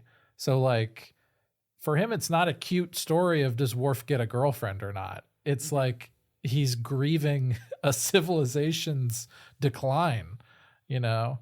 Exactly. And that was a lot to take in also, to be with him at the beginning of the episode, and then he's just mysteriously gone through the whole thing, and then he's back at the end. I thought that was really affecting too. Continuing the idea that the crew of TNG is a family and that they're growing stronger as a family. It's like what happens when you take away one of them. It's the same thing that when you take Worf out, the plot feels like it's missing something. And when you took Tasha Yar out, it's like, oh, we didn't think that we were missing something, but now in hindsight, that was a real person in the context of the show. And she like helped us make things happen and was like useful to our storytelling. But yeah, to your point, like I just think Worf is incredible and like they are doing like higher than high level things with his storyline as it's developing through the season, even in the background of like an episode that's not about him. Yeah. Yesterday's Enterprise is a firm S. There's no arguing it. I don't know what to tell you. For sure.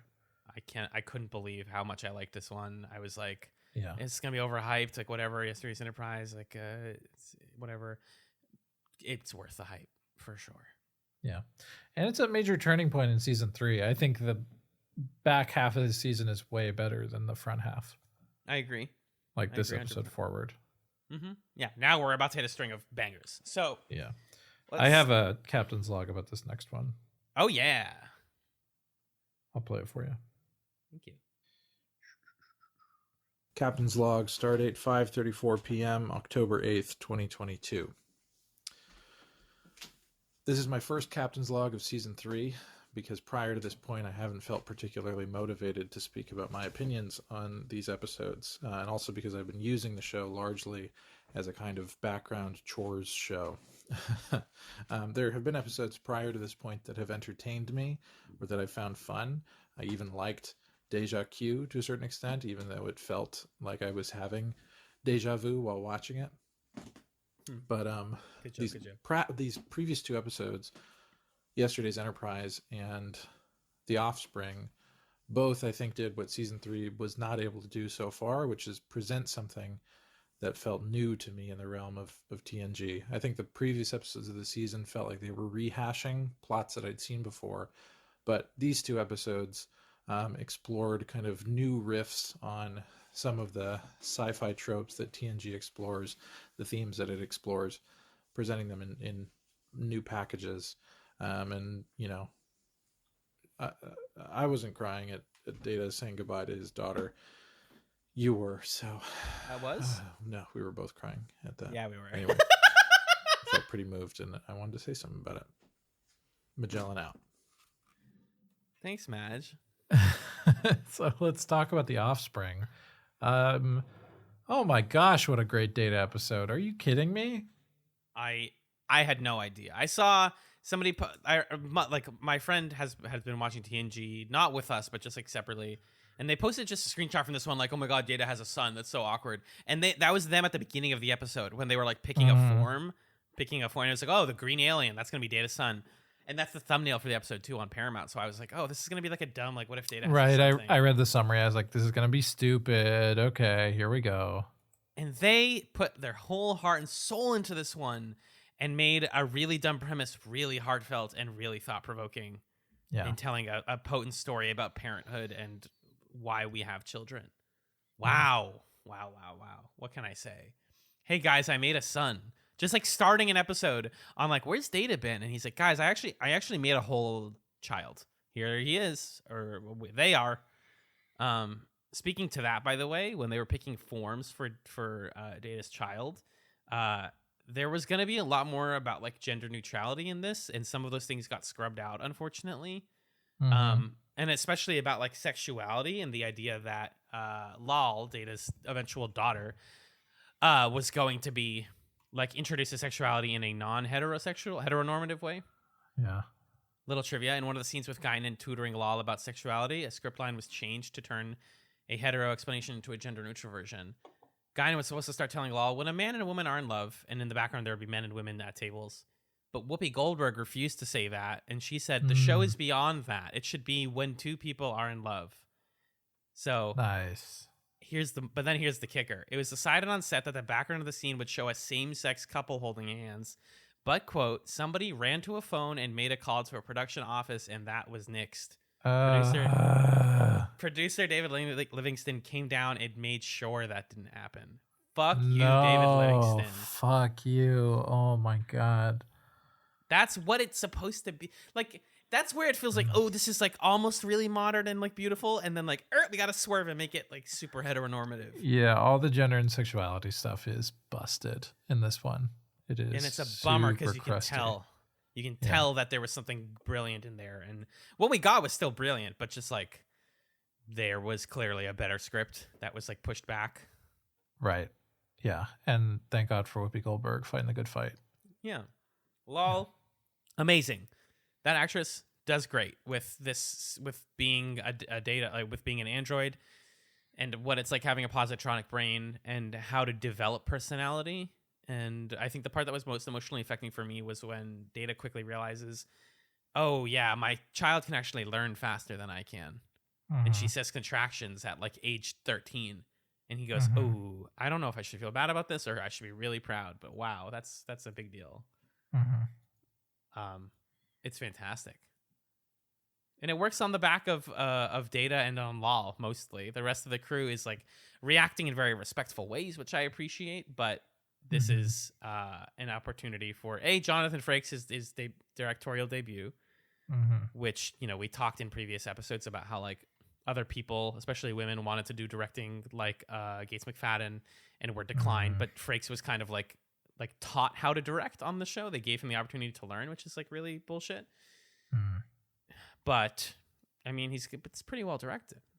I like this episode a lot. I thought it was excellent. Yeah. It was also funny that they make a point in the captain's log at the beginning to be like, Riker's away. He's not here right now. And then he shows up halfway through the episode right after Law learns what kissing is so that she can like plant a big smooch on him. And then he's like, whoa, whoa, whoa, who are you? And then they do this gag where Data's like, what are your intentions with my daughter? It's just kind of a funny, elaborate setup for that weird joke. Imagining Frakes like placing the camera and then running onto the set being like, okay. Yeah, all right, here I go. Yeah. And I think this episode does some nice stuff with Data's humanity by showing how much more human Law can be and how human Data is by caring for her and wanting to be a parent. And she like feels grief and love, and Data is convinced that he doesn't feel love, but like everything that he does in this episode shows that he does. It's an interesting kind of humanistic episode in that way. Totally. Is this an S tier episode, Magellan? I think the like really fraught gender stuff deserves to like be a penalty on this one. So I would keep it at A just for that reason. Yeah, I agree. Otherwise, I would rank it S because I really liked it. Mm-hmm. Agreed. So I don't actually have a lot of notes about the next one, except this is Sins of the Father, by the way, 317. Mm-hmm. This is like my second favorite episode of the season. So good. So basically, Worf, we get a Klingon coming aboard the Enterprise who's here as part of an exchange program. They call back to the episode where Riker was on that Klingon ship, which is a great moment of continuity. That sort of hallmark of season 3 being like, remember when we did this? Now we're going to do this. And then that Klingon reveals himself to Worf to be Worf's long-lost brother. And he tells Worf, look, they're trying to dishonor our father and claim that he was a traitor and that he was the reason that this attack that killed all these people that you survived happened. And we need to go back to the Klingon homeworld and challenge this insult to our honor. And so they do that, and Worf makes Kern, his brother, his Chadich, which is like kind of you're like my lawyer fighter guy in this proceeding, which is kind of a fun role. And then the rest of the episode is this mystery thing about, well, what really happened, and can we find evidence to clear Worf's father's name? His brother gets injured. At one point, Picard becomes his Chadich, which is an incredible role for Picard, because now Picard is like, don't fuck with my Klingon boyfriend. I will kill you. It's so cool. The Picard stuff in this episode is great, on top of the Worf stuff being awesome. And it ends up in this like smoky back room scene where the judge essentially says like, look, Worf's father is innocent, but we need a scapegoat because the real guy who did it is like really rich and we need to protect his family's honor. Otherwise the Klingon Empire could fall into disarray. So sorry, but we got to execute Worf. And Worf says, well, I'll not gladly, but like I will surrender my honor and essentially be like excommunicated from Klingon society. For 7 generations. Yeah. In order to preserve the stability of the Klingon Empire. Mm-hmm. You get this amazing scene where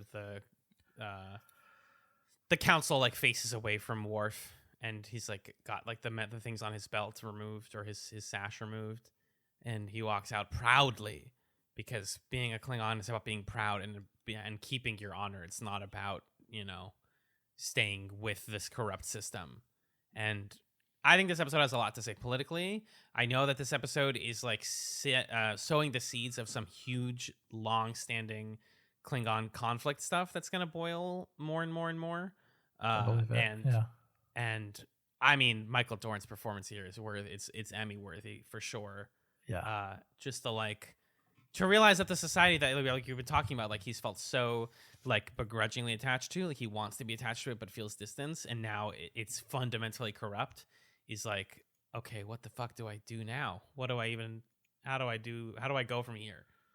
Right. And to see that he still feels like some sense of loyalty to it or some belief that it needs to be preserved at the expense of his own honor is like says a lot about Worf's character and about his like idealism too for what the Klingon Empire could be, even in the face of these guys who are like unapologetically corrupt.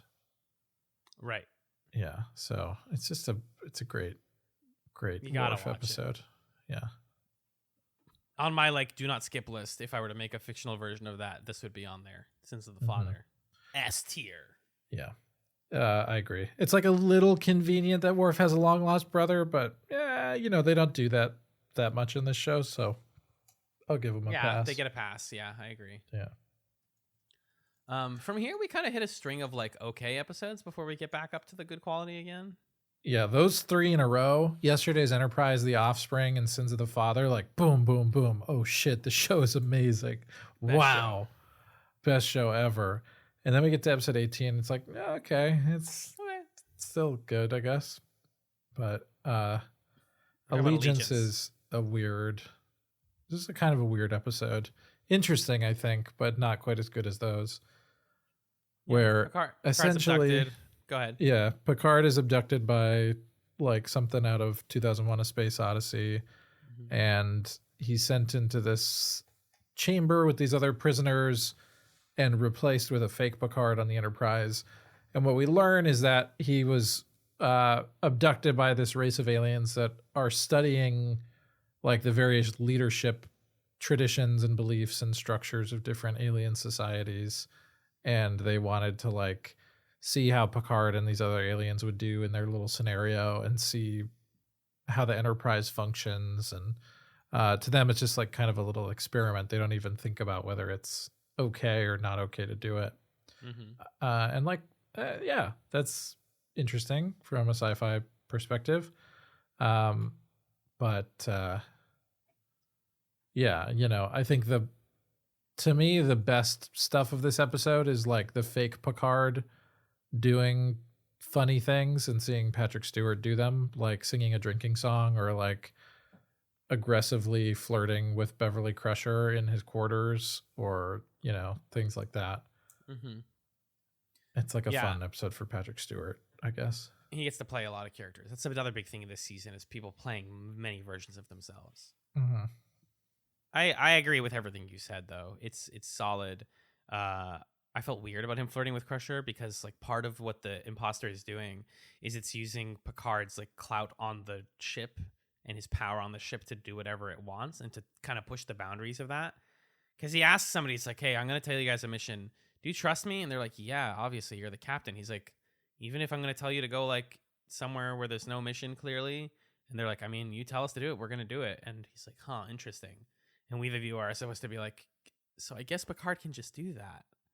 He could say anything and the whole crew would do it. He could put this entire ship in danger. He has a lot of power, which is like, yeah, really interesting. But I didn't feel particularly strongly about this one. I don't know why. I think this is just like coming after Sins of the Father. I was like, yeah, okay, we've come down. Yeah, I think it suffers from being the first okay episode after a string of really great ones, but I think it's pretty entertaining. I would give it at least a B. Yeah, I would give it a B as well. For Bingus. B for Bingus. Go for Bingus. I really wanted to like Captain's Holiday more than I did.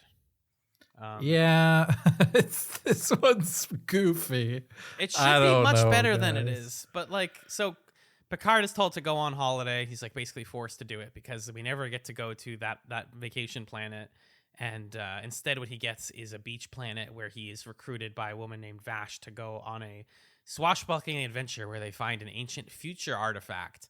And they enlist a suspicious Ferengi man. And they dig through some caves and they find out that it might not even be there. And there's a lot of double, triple, quadruple crosses.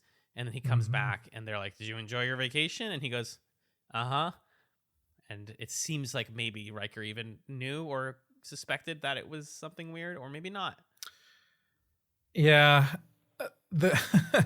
I don't know. This is like a weird, the plot is this strange melange of like a sort of noir thing of oh, the femme fatale knows where the treasure is, and like I trust her, but I don't trust her, and she tricks me, but I'm okay with it because I tricked her. Yeah. And also there's people from the 27th century who are hanging out in my hotel room, and we're dressed like Laura Croft and Indiana Jones for some reason. I don't know. Because they're doing an adventure serial. They're doing The Mummy is what they're doing. Right. And it's just like not a set of tropes that, or like, tropes or trappings that I'm particularly interested in exploring. So it feels very, like kind of pat to me. There's nothing here that's super interesting. I mean, Picard's incredible amount of chest hair in this episode is interesting to me. But yes, otherwise, I agree with that. He's like half shirtless 90% of the time, and we're fed so well by the TNG costuming crew, and I just appreciate that. Yeah, I wish this show had the bravery to give us 45 straight minutes of Picard reading his book. Reading a book? Yeah, they're cowards. They can't do it. That would be great. There's also this funny, like, kind of exchange where the reason that Riker's like, oh, he had a good time, is because Picard has this exchange with this woman named Joval on the planet, where he's wearing this symbol, and she's like trying to proposition him, and he's like, huh, what's going on here? And she says, the Horgan is the Rizian symbol of sexuality. To own one is to call forth its powers. To display it is to announce you are seeking Jama Haron. And he mumbles to himself, Riker. She says, do you seek Jama Haron? And he says, I don't even know what it means. So Riker tricked him into buying a little symbol that's like, hey, I want to have sex. That's based. I love that. Which is funny in classic Riker. And then Picard says, the Horgan is for a friend. She says, I see, someone close to you. He says, that's right. She says, someone you love. And Picard says, I wouldn't go that far. Which is such a tease. Come on. You love Riker? Say it. Say it. He doesn't say it. That's sad. This episode would have been way better if you replaced Vash with Riker and Picard and Riker kiss on their holiday. And then they don't tell anybody about it. They sleep. Yeah. They sleep in a little cave and they finally consummate their relationship. What could have been? I find Vash very like 80s or late in 80s attractive. I'm just like, yeah, you're like a model. Like they probably clearly got some model or something to play Vash. Her performance is good. I'm not saying like in any way that being a model means you're not a good actor, but like she's there to be beautiful, you know, and it's like, and to make Picard awkward, which is funny, but yeah. I think it's a B because it's so entertaining, but like ultimately I came away from this one going, this is an episode I like in a different show. This is not an episode I like in TNG. Yeah, it doesn't really feel in character for Picard to like have a tryst with someone. It feels like he kind of deprives himself of that part of his character for the sake of duty. Like we've literally had episodes about that. Yeah. And so it feels like it kind of sells out. Like the one where he left his girlfriend in Paris or whatever. That one, it feels like it kind of sells that stuff short by saying like, yeah, but he has little sex ventures on the beach planet sometimes. Like, really? Okay. Picard? All right. Okay. You say so. Sure. Okay. So I wasn't a super big fan of Captain's Holiday. I think low B, high C. I think it's definitely more entertaining because it's so weird than a lot of the C tier episodes, but it's not good. Agreed. Let's give it a B then. All right. Okay, episode 20, Tin Man. You know how we said you guys should watch Farscape? You should really fucking watch Farscape. They literally... Okay, to be fair, no story is entirely original. And as we said, a lot of people that wrote on TNG went on to create Farscape. But the similarities are bizarre in this episode. This is about a Betazoid who developed his telepathic abilities way early, and so he doesn't like suppress them at all. So they're super strong. He can read everybody's thoughts all the time. He's played by the mayor from Buffy the Vampire Slayer. Yeah, good catch. He's also the judge from the movie Holes. Fun fact. And they have a living ship, quote, a living ship. That's right, folks. Moya's here. It even looks like Moya, dude. It looks like a bean. What are you doing? I know this came first. It's just so strange to me. And even the conclusion is that he has to pilot the ship. Like they have to install a pilot into the ship to to free it from blowing people up Mm. is so farscape that it like feels weird. Even the inside of the ship looks like Moya. Mm-hmm. What's going on there?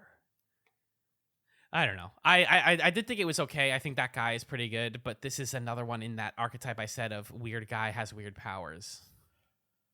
Right. Yeah. Yeah. There are a few episodes this season where it's like, hey, there's this guy, let's focus on him. And I think there's actually only one episode that does that well, and it's not this one. This one's okay. Do we have anything to say before we give it a C? No, I like his relationship with Data. Like Data's the one person's mind he can't read, so he's friends with Data. But like Q's relationship with Data is better than this. This like kind of remixes little plot lines from other episodes of the season. Even his like kinship with Deanna Troi, because they both have Betazoid powers, is kind of a remix of the guy from earlier in the season. So yeah. this is a C to me because I think it just sort of is rehashing some TNG season 3 stuff, and it's not like that much more interesting than the other examples of it. Agreed. Agreed. At this point, these are the episodes that I watched today. I woke up and the first thing I did today was I put on Hollow Pursuits. Yes, same. I finished Tin Man and then put on Hollow Pursuits. So this is the one I was talking about where it's an episode about some guy and it's actually pretty good. I think this episode is great. Dwight Schultz carries a lot of this episode. If he was boring, then this episode would not work straight up. I never would have expected TNG to do this kind of a character study episode. This feels like kind of outside of TNG's normal wheelhouse, and I love it. Basically, this is an episode about this engineer guy who has like social anxiety and has difficulty dealing with his superior officers. So he retreats into holodeck fantasies to like cope with his life. And it's like pretty empathetic of that and like inhabits his perspective a bit. I mean, I think it also shows how what he's doing is pretty unhealthy and like kind of creepy at times. But I thought this episode was a really good character study that the show doesn't normally give itself the space to do. 100%. Yeah, it's what's matters so much is that coming back to the crew of the Enterprise being so likable this season, they are like frustrated by him and they make fun of him. They call him Broccoli, which is not a good nickname. And they keep doing it until Picard accidentally says it to Barclay's face and makes him feel bad. And then you have Troi being like, okay, guys, we can make fun of him all we want. And then they go into the holodeck and they see that he's made these versions of them. And their first instinct is like, we got to shut this all down. And freaking Troi has the foresight to be like, that's going to make things worse, you guys. Like, actually taking away his escapism is not going to make him stop escaping. It's going to make him hate us way more. Instead, we need to examine why he feels the need to escape and why he can't just talk to us. Like, we're literally offering ourselves up on a platter in a social context, and this guy is not accepting it. And that's not because he doesn't like us or because he's a bad person. He just can't express his thoughts well, and he feels unappreciated. So it makes sense that, like, yeah, if you're going to have the holodeck as it's been introduced, then like somebody is going to over rely on it and use it to like cope with their psychological issues. Right. And so they have a character that did that and they handle it really maturely, even though there's like, it's speaking of characters playing multiple versions themselves. I think the Barclayverse version of all of them are so funny. Like the empathy goddess, Troi, Wesley, who's just a shitty piss boy or whatever. Yeah.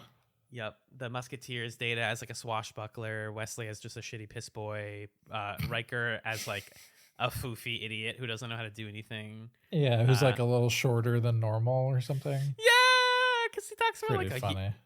Troy's like, you are very tall. To be fair, you are really tall. I love that. Yeah, I like this one. I think it's pretty good.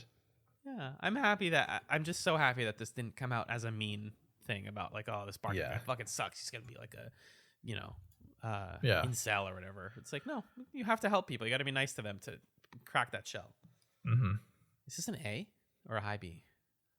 I think it's an A. I think especially what gets it to A is that they even tied the Barclay plot into saving the ship, because he paid attention to the canisters that were left open. I thought that was kind of interesting. Yeah, I agree. That brings us to a very straightforward episode. It's called The Most Toys. In this one, a collector captures Data after he's on a routine mineral ferrying mission and collects him because he is a collector. He's a rich guy who likes to collect unique things, and Data is the only android of his type. So the guy feels like he is owed. He deserves to have Data. I love sci-fi or comic book villains who their thing is like, I'm a collector and I want to collect you because you're so weird. People. Yeah. They use it to talk about like slavery and rebellion in ways that don't feel too like on the nose, because it's also just like, okay, you know, Data says a lot of things here about like, it's actually illegal. I'm okay with it because I don't have emotions, but you're not supposed to keep people. And that's fucked up that you thought you could keep me here. And then like just getting to see Data like rebel by not acting, like his willful sort of like him freezing himself when the guy's like, act normal, Data, and he's like, nope, I'm not moving, fuck you, is great. Like just Data has the sort of sentience to do this kind of thing and make all of the decisions on his own. This is brought to an incredible conclusion as he decides it is probably worth it to shoot this guy. And as he's pulling the trigger, he gets warped away. And the way that they handle it, where Riker is like, Data, that gun, that rifle in your hand was discharged. And he goes, yeah, it didn't fire, though. Must have been an error. I don't know. Anyways. And you're like, oh my God, Data was like about to end this episode by shooting a man. Holy shit. Pretty interesting. Well, yeah. Because prior to this point in the episode, he and the guy have this exchange where the collector guy's like, so you're a pacifist robot on like a war vessel. That's kind of ironic. Yeah. And Data's like, well, I would never murder someone, but I can kill people. And then for this to end where he shoots to kill and then lies about it is like, whoa, what is Data capable of? Mm-hmm. What is he gonna do? That's kind of terrifying and cool. Very much. Very much.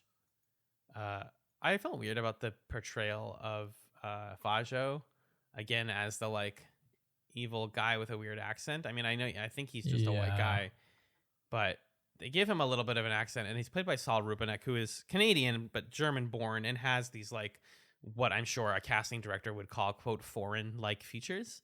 And he's wearing something that even resembles a fez, and it's like, why do we keep doing this like evil again? The Cold War, we're doing like evil foreigners again, but they don't. It just is an aesthetic, and I feel like they need to be more careful about like why you dress the character a certain way and why you gave him a certain accent. But that's not to say that the episode's bad in any way. It's just like something I acknowledge. Yeah. Agreed. What's the rating, pal? Like a B, maybe. I think Data shooting that gun is giving it that's where I got B from. Yeah. Yeah, it's number B with a bullet, Data bullet. Love it. Almost done. Let's talk about Sarek. So my first question with this one, this is Spock's father, Sarek, comes to the Enterprise for diplomatic reasons. There's a lot of excitement around this, but we learned that he has a rare Vulcan illness where his emotions he's losing control of his like emotional suppression, and that's bleeding into everybody else in the ship who are having bouts of rage. And to fix this, Picard opts to take on Sarek's emotions and deal with them while he does the diplomacy stuff. And we learned that Sarek is anxious about getting old and losing control of his faculties. And it's an episode about aging and legacy. Beautiful metaphor here. I think. I also am attached to Sarek because I watched enough TOS to know like how important Sarek is to Spock. And I wonder how you felt about it, like without that much familiarity. Well, so he comes on at the beginning of the episode. There's all this buildup where Picard and Riker are walking down the hallway in their fancy clothes, which is always fun to see them in the fancy uniforms. And they're like, oh, this guy is coming on, this ambassador. Oh my God. I've like always read about him. I've always wanted to ask him stuff. He seems really cool. And so you're like, okay, is this a thing where this is actually someone I'm supposed to know? Or are they just like building up this fake character? And then he appears, and the music and the camera tell you, this is someone you should know.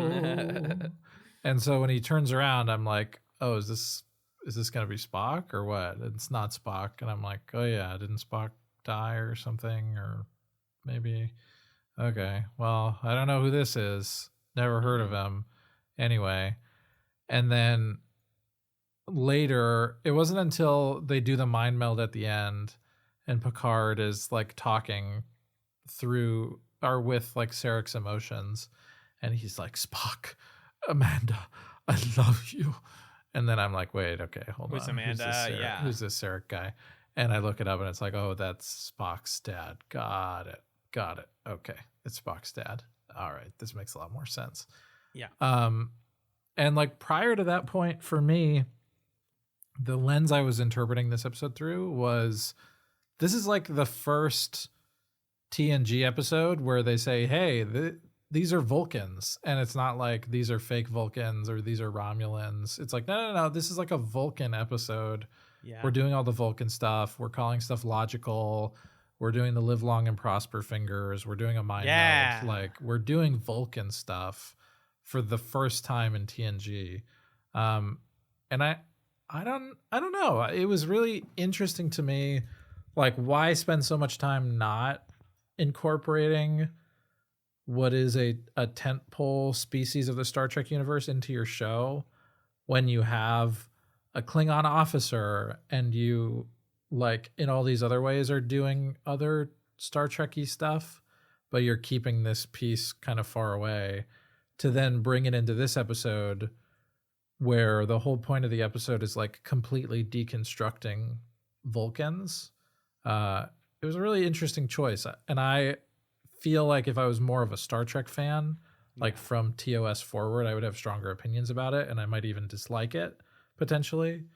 But as it stands, I thought it was entertaining, and I was like kind of intellectually intrigued by what was going on.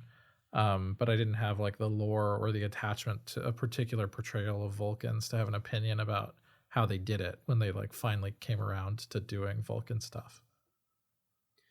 Totally. And I wasn't sure, like, because that was my thing I'm most curious about is, hey, do we care about Sarek?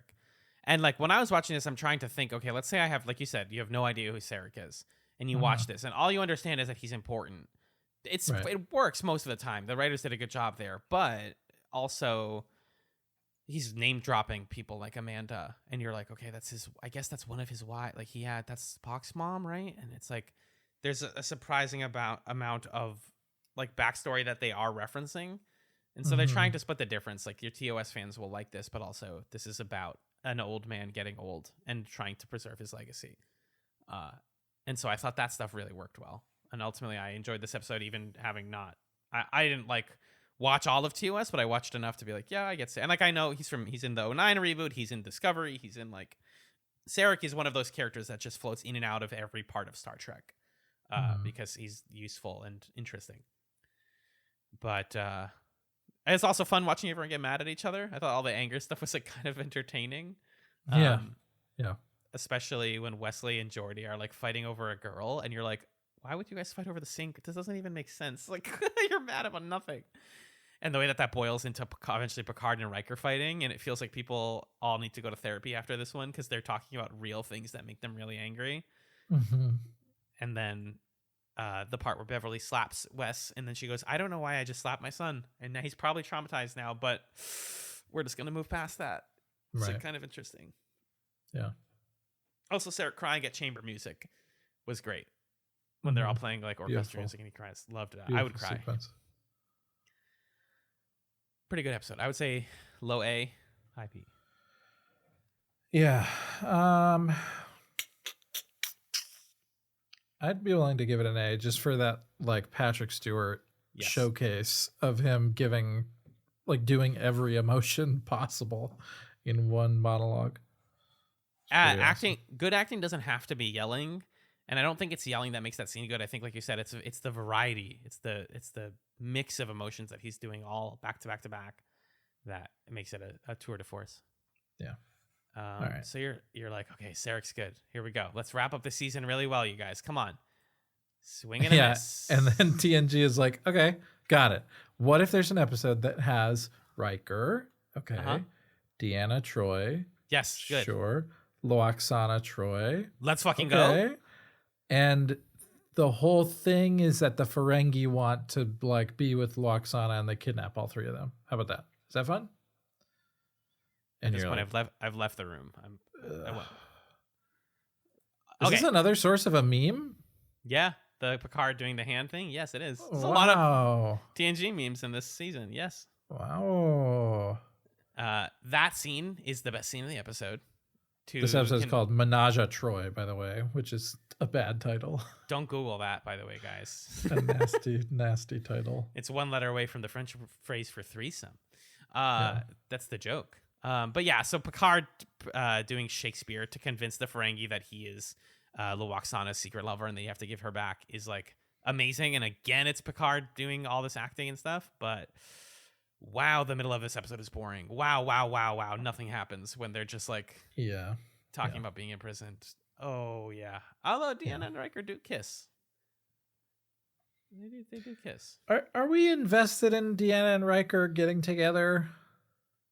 I mean, it's just going to happen. It just is going to happen. Yeah, it just feels like they never like talk to each other. Yeah, when Loaxana was like, "Oh, whatever happened with you and Riker?" and I was like, "Wait, whatever did happen? Did she like have a falling out that I don't remember? Like, what was the moment?" I don't feel like it's ever been fully centered, and it still wasn't fully centered here, even though they were together. Yeah, it was such a strange choice to start the show by saying that they have a romantic past that they like just don't address or use in any way. I don't know. I found this one extremely boring, and maybe it's because I was burning out, wanting to wrap the season up, but also, and I love Loaxana. You all know this about me, right? She's great. There's a part where the Ferengi is like, "I'd prefer you naked," and she's like, "Stop staring at us, you horny dog." But like, they are also showing parts of their body to us, and I'm like, "What?" But are we? We're also supposed to be like aroused here, but I don't know. Yeah, it's a bad one. The Ferengi stuff sucks. I'm not a fan of Menage a Troi. You want to know some fun trivia about this episode? Yeah, I do. During the filming of this episode, Colin Powell visited the set. Shut up. And there are set pictures of Colin Powell on the Enterprise, which is fucking me up beyond repair. Oh, my God. This episode is a C at the highest, if not a D. It's a low C. Yeah. I can't give a Loaxana episode less than a C. Fair. Yeah, so at this point, you're just craving for the show to end well. Please, TNG. You had such a strong middle chunk here. Give us something good. And then they're like, okay, all right, how about this? Now imagine that there's like a guy who's like a special guy. Who comes aboard the ship and he's got amnesia. And he can heal people. And there are people after him. And then he puts on a bodysuit and he glows gold. Okay. Transfigurations. Stop with the you know what? We watch these. I understand. People are going to say, Alan and Magellan, when you guys watch like 15 episodes back to back, you're going to run into the special guy episodes over and over again. There are so many special guy episodes. I'm so sick of them. By this episode, I was like screaming at this guy. He's like, I have healing power. I'm like, no, I don't care. Stop. You're like shuffling the dice. Like, okay, who's he going to fall in love with? Oh, and this time it's going to be Beverly. Yeah. Okay, great. Okay, that's different. Right. Okay, who's he gonna connect to? Okay, this time it's Geordi that instead of Data, it's Geordi he connects to. That's good. I like to see Geordi happy. He sees that girl that he had the bad date with, and now they're actually getting along because he has this guy's powers. It makes her happy. Yeah, it's just like pretty boring. Yeah. I have nothing. I have nothing. I'm drowning. Jason Ironheart, eat your heart out. You know what I mean? Eat your iron heart out. Eat your iron heart out. Jason Ironheart from Babylon 5, that episode is way sillier than Transfigurations, but is also basically the same plot as any of these Special Guy episodes. So Right. And the Becoming at the end of that one looks way better. Way better. To be fair, it's Becoming like at the end 5 years later, but come on. Come 5 on. years later. When was that episode of B5? I mean, I think you're right, but it's just so funny that they did, 94. So 4 years later, 5 years later. It's just funny that they made it look so much better in that. Well, because they tried to go practical, they didn't go CG on this. They literally put that same actor in a yellow suit and used special film to make it glow. Yeah, which looks so bad. He looks like freaking Charlie Day or something. Yeah, he looks like Dayman. Yeah. Well, he looks like Green Man. Or Green Man, excuse me. Dayman meets Green Man, I guess. Yeah. I didn't watch that episode of Always Sunny. Sorry. There is Dayman, but there's also Green Man. Right. But he looks like Green Man. Yeah, he looks like a golden Green Man. Can we take it home with Best of Both Worlds, please? What's the ranking on Transfigurations? Oh, I forgot to give it a ranking. Low C. Nah. Is it the only D episode? I think so. Okay. It's the only D episode. Sorry, season 3. And it's such a bummer because it's like you're buried. There's no life left in you. This season needs to end. Please give me something good. And then, it's one of the best episodes of TNG. Huh. Right. That's not fair, guys. What the fuck? That's really the season has bananas pacing and like quality varying all over the place from okay to terrible. But yeah, I mean, the Best of Both Worlds, it's well regarded. It's the first of a two-parter that's resolved at the beginning of season 4. This is an episode where the Borg are attacking now with the advanced technology known as the Borg Cube, and they capture Picard off of the ship and convert him into a Locutus of Borg at the end of the episode. So, and then Riker is forced to command the Enterprise to fire on his captain. What's going to happen? Find out in over a year, I think. Right. Yeah. June 1990 to... Oh, no, sorry, I lied. June 1990 to September of 1990. Okay, that's only like a summer. Still a whole summer! Oh, God! You hate to see it. Yeah. So this is our second time watching this episode. I'm curious, did your feelings about it change from your first viewing to this viewing, having seen everything leading up to it at this point? Yeah, a little bit. I think the context of like how important Riker's relationship to Picard is becoming made the Riker stuff way better. Learning more about Picard and his how he bonds with everybody on the ship made the Locutus moment way better. It can only add. It's only additive having watched more of the show.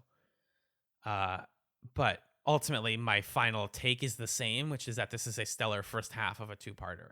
It's good. It's good for a reason. It like forces all of the crew to once again acknowledge, hey, things can be permanent now. We can actually lose our captain.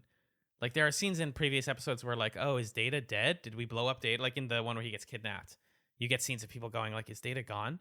But this one truly makes it feel like at that very end moment, you're like, I think we just lost Picard.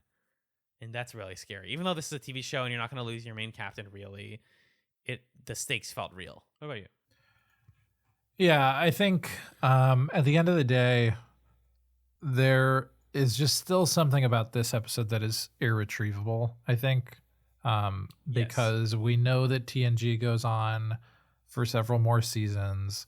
We know that there's 2 spin-off shows. We know that there's a Picard show. We know that he doesn't die and that whatever. And like I've seen Star Trek Nemesis, so I know that Borg stuff goes elsewhere. So there's just a way in which this episode is not going to land the same way if you know the context, the like cultural context of Star Trek, The Next Generation. Yeah. But I think watching season 3 gave me an even greater appreciation for how season 3 sets you up to both be ready for this moment and also to think that it's not going to be that big of a deal, because there are so many, like the summary said on Memory Alpha, there's so many abductions in this season and Picard getting swapped out for a fake Picard and things that get resolved in the course of an episode that, and even like encounters with the Romulans that escalate and then de-escalate, that you think like, okay, this is scary, but like it'll be fine. Everything's going to be okay. Except this time it's not. And that's like terrifying. to know, well, wait a minute, this didn't get resolved, and like maybe this time actually Picard's going to die, or a bunch of humans are going to die because of the Borg having control of him or whatever. Right. So, I had a greater appreciation for what it probably felt like to be there in the moment when this aired on TV. And it helped me to understand like why this can be such a beloved episode. And I think it's definitely better to watch it here than to watch it like in isolation, because it doesn't really, it isn't like a unique story, right? It's like our captain got abducted and turned evil. I feel like that happens in tons of things. Mm-hmm. But in the context of TNG, it's Captain Picard, it's the Borg, which is this scary threat that we didn't even think was anywhere close to us. It's in the context of this season where there's scary things that are then de-escalated. All of that context, I think, makes it a more well-rounded experience than it is just as like something in narrative isolation. Do you remember that episode in early TNG where they found that little like disco ball that had a whole society inside of it, and they had to debate whether or not it's okay? This is kind of like that, where everything around what you're telling me is happening is really fascinating. But like what's happening on the screen is pretty straightforward and by the numbers, like you're saying. Like we've seen Picard gets captured before. We've seen the Borg before. We've seen people debating their position in Starfleet before. But like a whole war happens, a whole like conflict happens on Wolf 359 after this. And DS9 happens because of this stuff. And like all of these things like in the universe of Star Trek blossom out of the best of both worlds. But like in isolation, discussing it as an episode, it's quite good, but by itself, it is just that. It's a quite good finale of a TV show, and maybe that is in part because we don't have the same context of when it came out, and we knew how it was going to end, obviously. But I can feel myself reaching back into 1990 and saying, "Oh my God, is Picard actually gone? What's going to happen?" I think that's pretty cool. I applaud the writers for actually committing to something. It's the ultimate commitment, right? Like so much of the season, it's like we're committing to stakes, and this time they're like, you know what else we're committing to? Picard has been changed forever. And it's like, oh, Yeah. okay. Right. Unless season 4 undoes that in one effortless moment. Right. So where would you place this one rankings wise? I know it's heretical, but I want to place it in A. I don't actually think it makes S rank for me, if I'm being honest in my heart of hearts. I think that's fair. I think the Riker stuff is really great. I think it still held up for me the second time around. This question of like, what is my purpose in life? Have I sort of softened? Am I not as ambitious as I once was? Yeah. I love being here. I love this guy. And yet in the moment of like greatest challenge, Riker doesn't hesitate to say, well, we have to kill him, which I think says a lot about Riker. And his capacity to lead and why he's here. And that's cool. And I think there's like other cool Riker stuff that happens in the second half, which we'll talk about in 3 months. Oh, so we're actually, we're semi-accurately mimicking the break. Yeah. Except let's try and watch that before 3 months are up, please. Do you want to hear the number breakdown of like letter rankings between the 3 seasons so far? Yeah, it's kind of interesting. So, okay. Season 1 had 2 S tier episodes, 1 A tier episode, 6 B tier, 7 C tier, 5 D tier, 2 F tier, and 2 bad but actually good. Awesome. So definitely an overall worse season. Yep. Season 2 was had this much more kind of middling chunk. We had 1 S tier episode, 4 A tier, 5 B, 5 C, 4 D, 1 F, 2 bad but actually good. There are also fewer episodes in season 2. Right. And then upward. This season had no F tier episodes or bad but actually good episodes, and had the most S tier episodes and A tier episodes of a season so far, and B tier episodes, I think. So generally a better season, even though a lot of it felt kind of like meh. We had 3 S tier episodes: The Bonding, Yesterday's Enterprise, and Sins of the Father.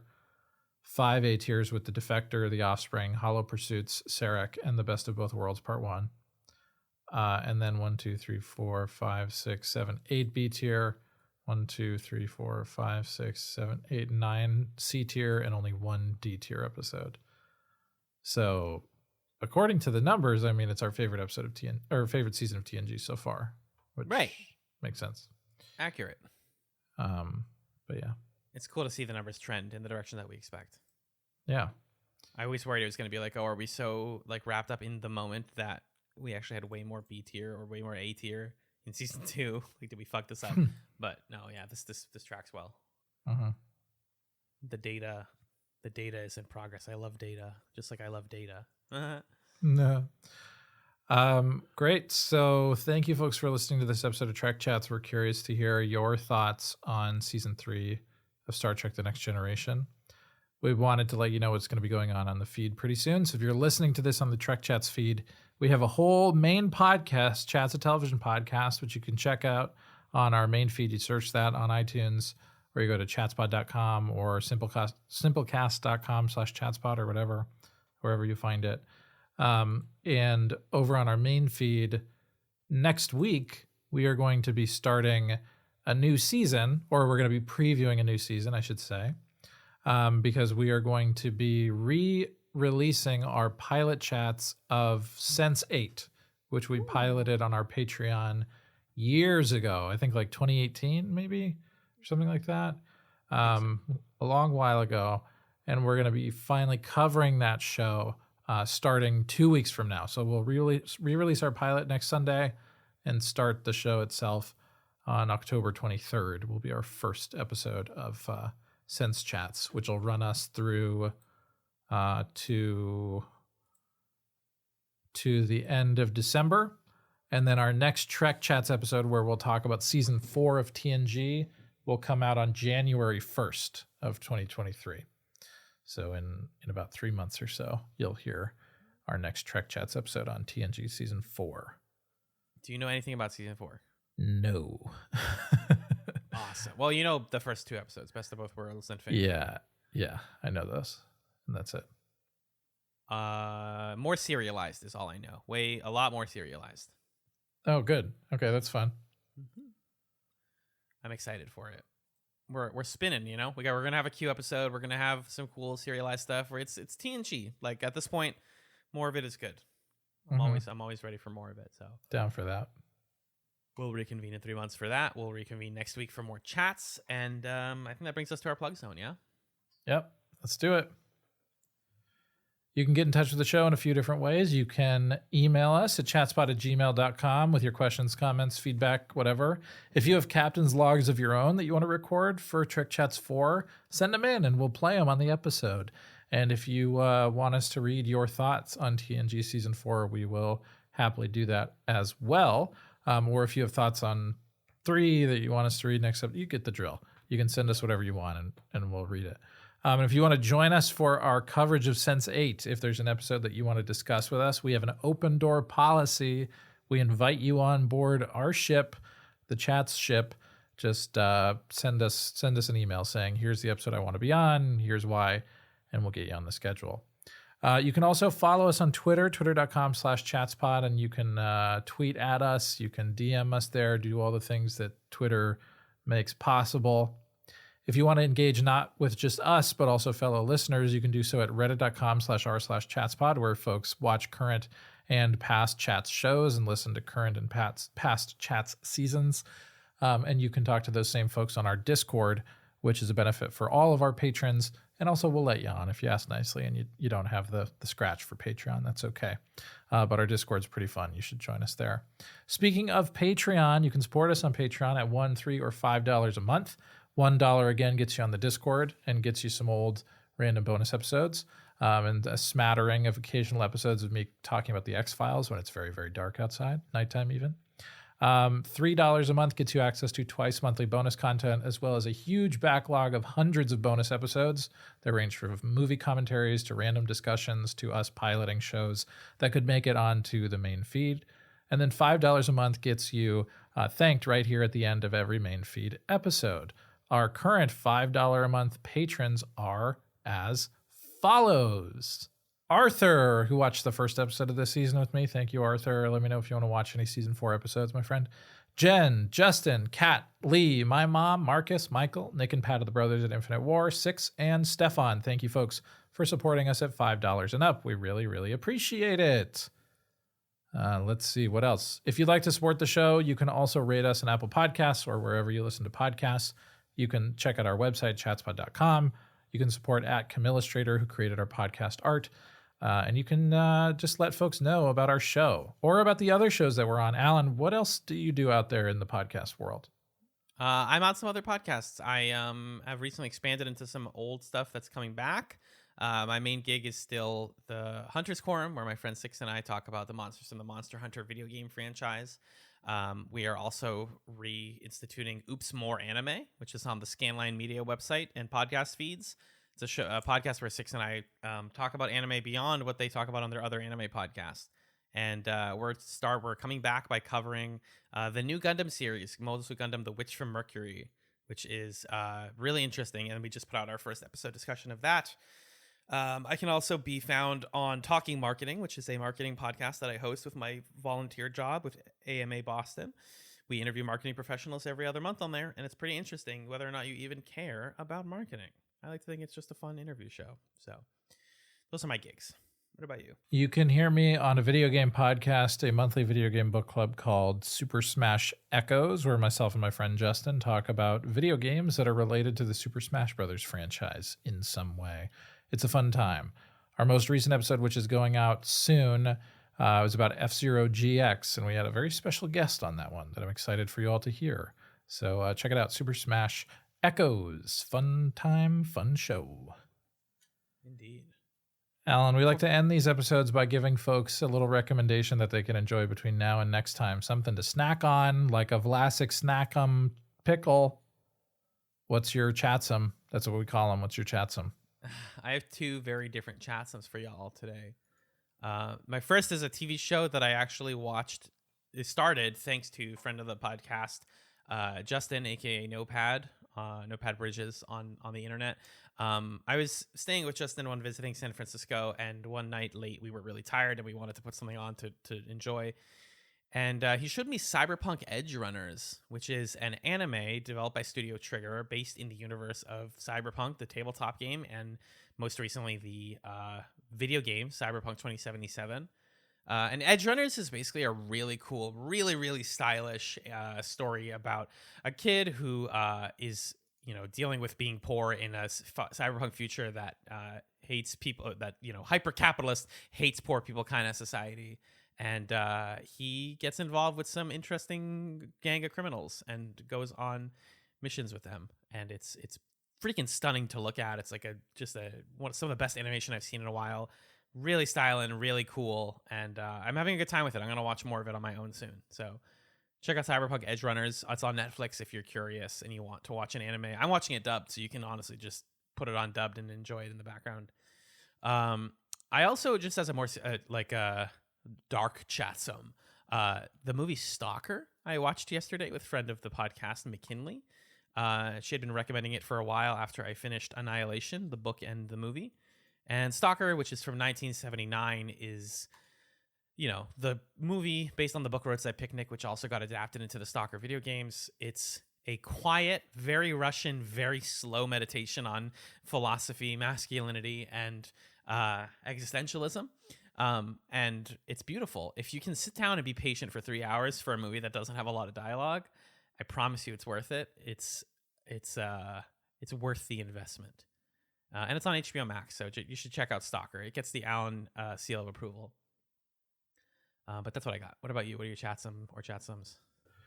I'll chatsum a show that I watched recently. It was the other show that Amanda and I binged while meal prepping, and it was the Great British Baking Show. And isn't it a really fun show and a nice time? I highly recommend it. I will say they ran into some controversy very recently where they made a kind of racist Mexican joke on their Mexico week or whatever. So it's not a great time for me to be recommending the Great British Baking Show, but I have been watching some of it recently. So that's where we're at. Are you a Paul Hollywood stan? No, he seems like he's not a great guy, but he's got a great look. Is he the one who said that joke? No, it was like their jokey hosts who were like wearing serapes and doing some bit or something. Yeah. No, Paul Hollywood is just like he's dated much younger women and like stuff like that. It's like Yeah. Okay. Never mind, Paul. You and your salt and pepper beard. How dare you? What about Mary Berry? Yeah. She's still around? Mary Berry. Old lady. No, I think it's a different lady. It's a different lady now. Prue. Okay. I watched GBBO a long time ago, and I liked it quite a bit. It's very relaxing.